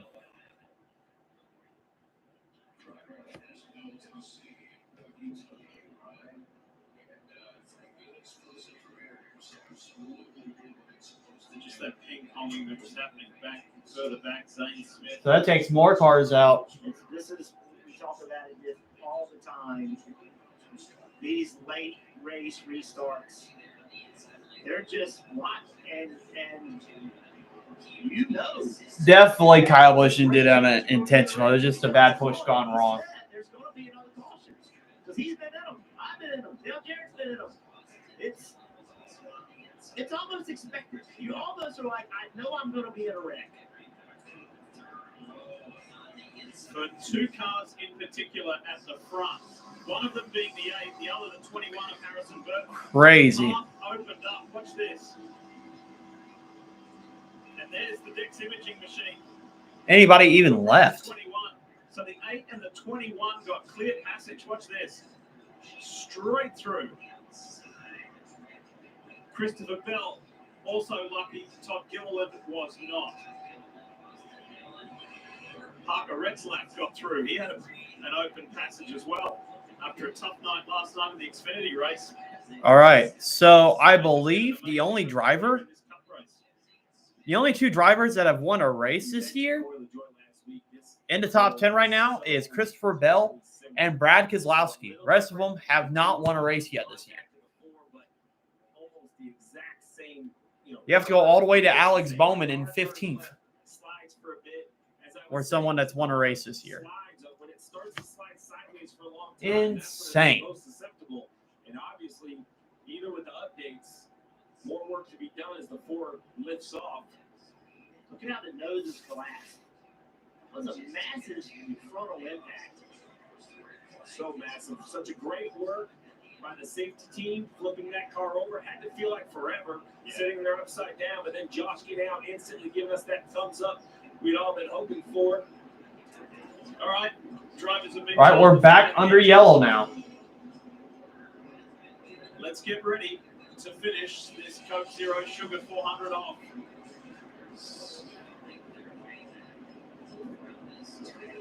That last caution, remember, Brad Keselowski was racing for the lead. Yes. Got penalized. Served the penalty. Served the penalty. Got the free pass, and here he is sitting in 6th place. There's the extent of the damage to Josh Berry's Ford. Look at the roof. Yep. Look at the integrity of the roof. Like that. That is a great sign. The car flipping is bad, but this part of it, that is good. At least the roof held up. That would have been fatal if it didn't. Race car and that type of wreck. And for the second time in a week, we get to see that. Very similar, right? Unfortunately. Yes, unfortunately. While the night ended in a rather unfortunate way for Josh Berry, we will remember the run that he had. Josh Berry was running good in this race, too. William Byron had an amazing run going. But he, too, was one of those 14-odd cars involved. Okay, I wonder how the NASCAR competition runs. Yeah, on the back straightaway. It got hooked and on the right, and it had a massive impact.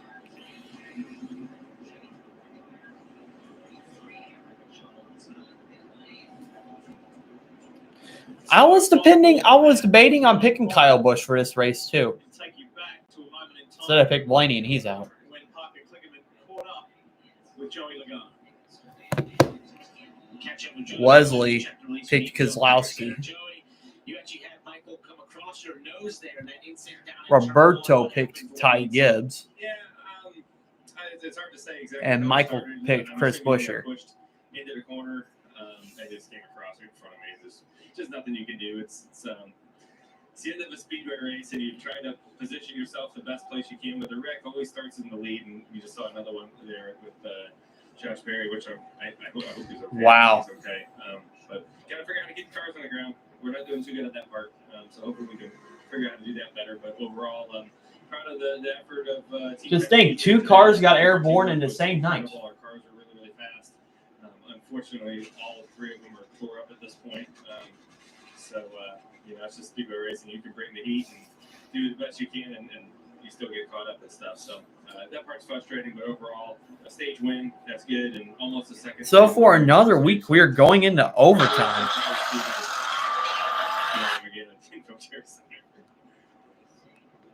And again, that was a little earlier. Thanks to Joey for speaking with Parker. I'm not going to lie, if Busch wins this race, I may actually buy a race version diecast, I hope.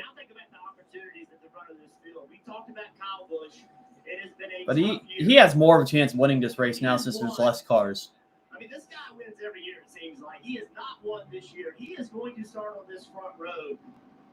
And it would end a drought for him. It would be big in a lot of ways, Steve, not just making the playoffs, but getting a win. Well, it'd be big for the multi-time champ, Kyle Busch, but how about your son, Harrison Burton, behind him, not in this 21-car ride, next year. We know Josh Berry, unfortunate, was just in that upside-down 4-car. He'll be taking over this ride. We don't know what Harrison has going on for next year, but either way, putting that number 100 for the Wood brothers on the wall would be a huge step. Let's listen into their chat. This is a great opportunity right here. You're going to have to be very aggressive with taking a push and blocking and all the things you got to do to win on the Harrison Burton, struggling all year, has a chance to get a win here. And I thought that was a good pep talk and factual statement all at once. Like, hey, I would love to give you better news, but this is what it's going to take. Harrison has seen this. He's been around this his whole life. He's seen you do it, Jeff. He knows what this is going to take.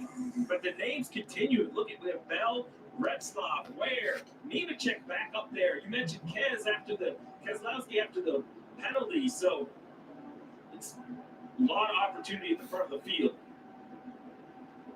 And this, we keep talking about the playoffs.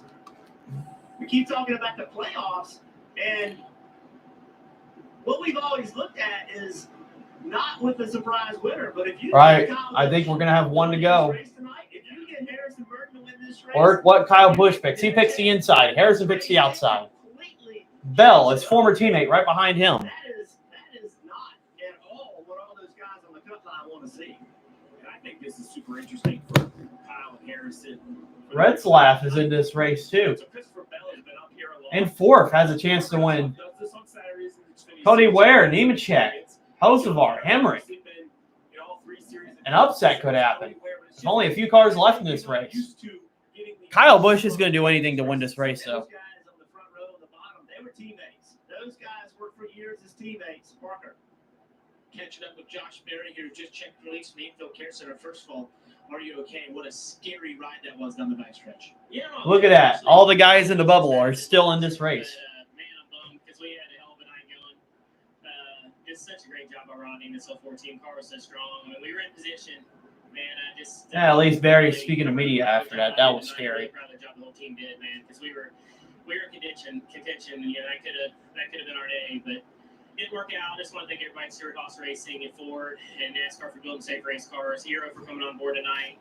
Man, it's disappointing, but whether we had won or flipped, we're going to go to work Monday and try to win next week. What a great sight being able to talk to Josh, guys. Indeed, and although it didn't end the way he wanted, it was a phenomenal night. That 4 was at the front. All right. All right, so these 2 laps to go. Coming to the line. Kyle Busch, his playoff hopes are on the line. He's either got to win tonight or Darlington next week, or he'll miss the playoffs. He's just trying to keep his 1-win streak alive. All right. How is this race going to be? 2 laps to go. Kyle Busch, Harrison Burton, Christopher Bell, Retzlaff, the rookie. Green flags in the air. Who's going to win it here in Daytona? And will they make it all back?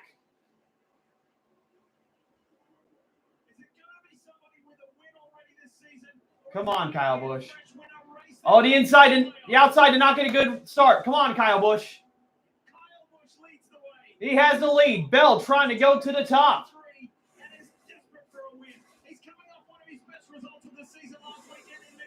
But here comes the outside with a big push. Come on, Kyle. Come on. Come on. Harrison Burton's got the run on the outside. Kyle Busch still got the advantage on the inside. Harrison Burton trying to go to the outside. Kyle Busch blocks. He blocks. 1 lap to go. Who's going to win this race? All right. That's going to kill the momentum on the outside. It's going to be between... Not yet. Not yet. They've got it all together. Can Kyle Busch win this? It's Daytona.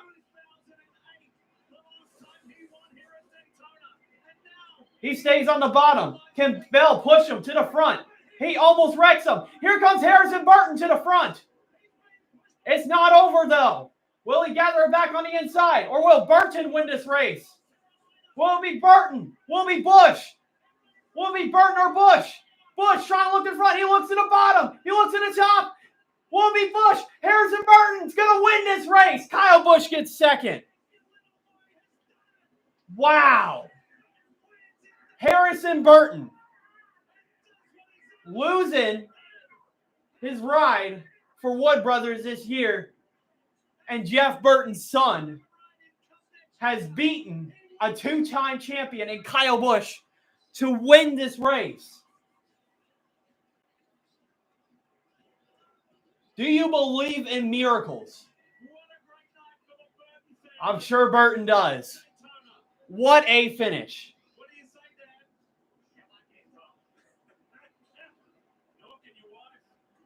Wow.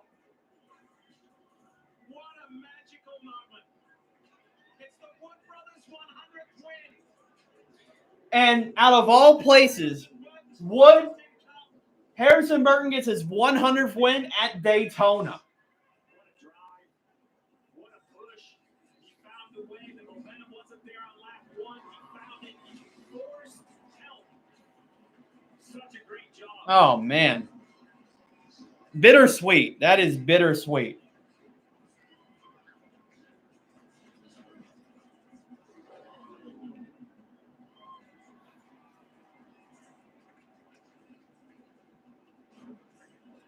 What a finish. Harrison Burton gets his first career win, too. What a finish. I do have to sprinkle a dose of reality into this, and that is race control is reviewing some tape on the 21. Oh, race control is reviewing the finish on the 21. Infringement of double yellow line. So the rule is you cannot go below the double yellow Oh, boy, we got to see this. You will be black flagged. If you go below the double line of luck, you may be black flagged. There's contact with the rear bumper of the 8. NASCAR's decision is going to have to be. He was forced down there, though. I don't think he should get penalized for that. Right here at C. Hard contact in the left rear steers the 21 below. I believe it's contact from the 8 that forces it, Lee. Jeff, word in from NASCAR was confirmed. Harrison Burton is the winner. And Harrison Burton wins this race. Yeah, that was contact. He didn't like advance a position. In the history books here at the World Center of Racing. So Harrison Burton wins. Wow. It's amazing. You know this, Steve, how hard it is to do this. And it's just. That's crazy. It takes so much. And, you know, he's lost his ride next year, and he knows that. He's out there still working. And by the way, the team hasn't quit on him either. And that is what this sport is about. Even when things are down, teamwork matters. Wow. And not quit. And the legend of the Wood Brothers only grows bigger by notching up its 100th win at Daytona. What a finish. All right, you need to call your boy. Get him on the line. Harrison is. Dad, what's up? Yo! That was awesome. Holy shit. Let's go. Congratulations, bud. Thank you. Thanks for everything. Oh, that was Can funny. this season get any crazier? How about that?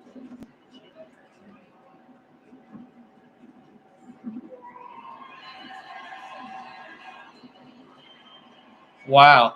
And he advances to the playoffs on that. And celebrate.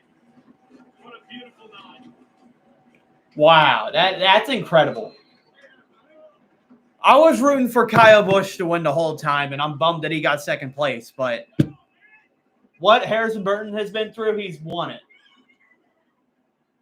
And he advances himself in the playoffs. I wonder if this will redeem himself his ride. This definitely has to be a confidence booster. He will not be in the 21 car next year. That this entire team comes out to congratulate him. Mom Kim just behind Wow. us, tears in her eyes. Not only the 100th win for the Wood Brothers, #1 for you, Harrison Burton. Welcome to the playoffs. Flipped in his debut at Daytona. What does this mean? And he wins here at Daytona. I don't know. I cried the whole victory lap. Obviously, got fired from this job, and I wanted to do everything for the Wood Brothers that I could. They've given me an amazing opportunity in life, and to get them 100 on my way out is amazing. We're in the playoffs now. Let's go to Darlington and see what happens. So I want to talk to you about this team who could have easily given up once the ride changed. That's going to shake up the playoffs, too, with a new winner. But they never gave up on you. What was the point of how they were able to rally around you? It's amazing. It's been the hardest 3 years of my life. Obviously, the hardest 3 years for some of these guys' lives. And to win the way that we just did, to beat the best in the business, Kyle Busch across the line, it's pretty fantastic. So I made a bet with Jeremy, my crew chief, that if we won, we're staying here and driving home. So we'll be at a bar somewhere. Come find us, and we're going to celebrate this one. Who are we going to have to calm down more? Your mom or your dad? My mom. My dad was pretty calm on the radio. My fiance Jenna and my mom are both crying. And all those people have been with me in the worst days of my life and the best days. And good to get Dex and Jingle Victory Lane and get them another best day. It is a terrific day for the Wood Brothers, but Lee, I think you said it best. What a night! What a finish. Harrison Burton, now in the playoffs, we're at Daytona. It just adds to what has been an amazing 2024 NASCAR Cup Series season. It just gets even more and more intriguing. And at a moment where Harrison Burton was uncertain about the future, there's one thing he is definite about. He's a NASCAR Cup Series winner. He's won on the biggest stage here at Daytona, and you'll see him race in the Cup Series playoffs. Wow. Two famous racing family names, the Wood Brothers and the Burton family, victorious at Daytona. A highly dramatic finish caps off an eventful race. Oh, Kozlowski spun in the background. I didn't see that. Kim Burton just watched her little boy become victorious. We did it there, and that's a father's right to celebrate. Jeff in the middle of Steve and myself watching Harrison. I'm speechless about that finish.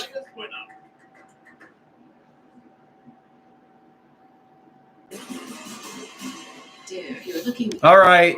You look ice cold. I'm getting off of the stream. What a race. One more playoff race, and this shakes the playoffs up a lot.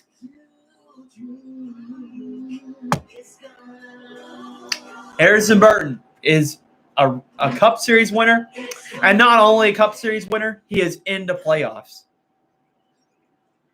Now, the questions are, can Kyle Busch fight back and win at Darlington? Will anyone have any bad luck in Darlington? They'll lose their playoff spot? We'll have to see. I'm Double D, and I'll see you guys later.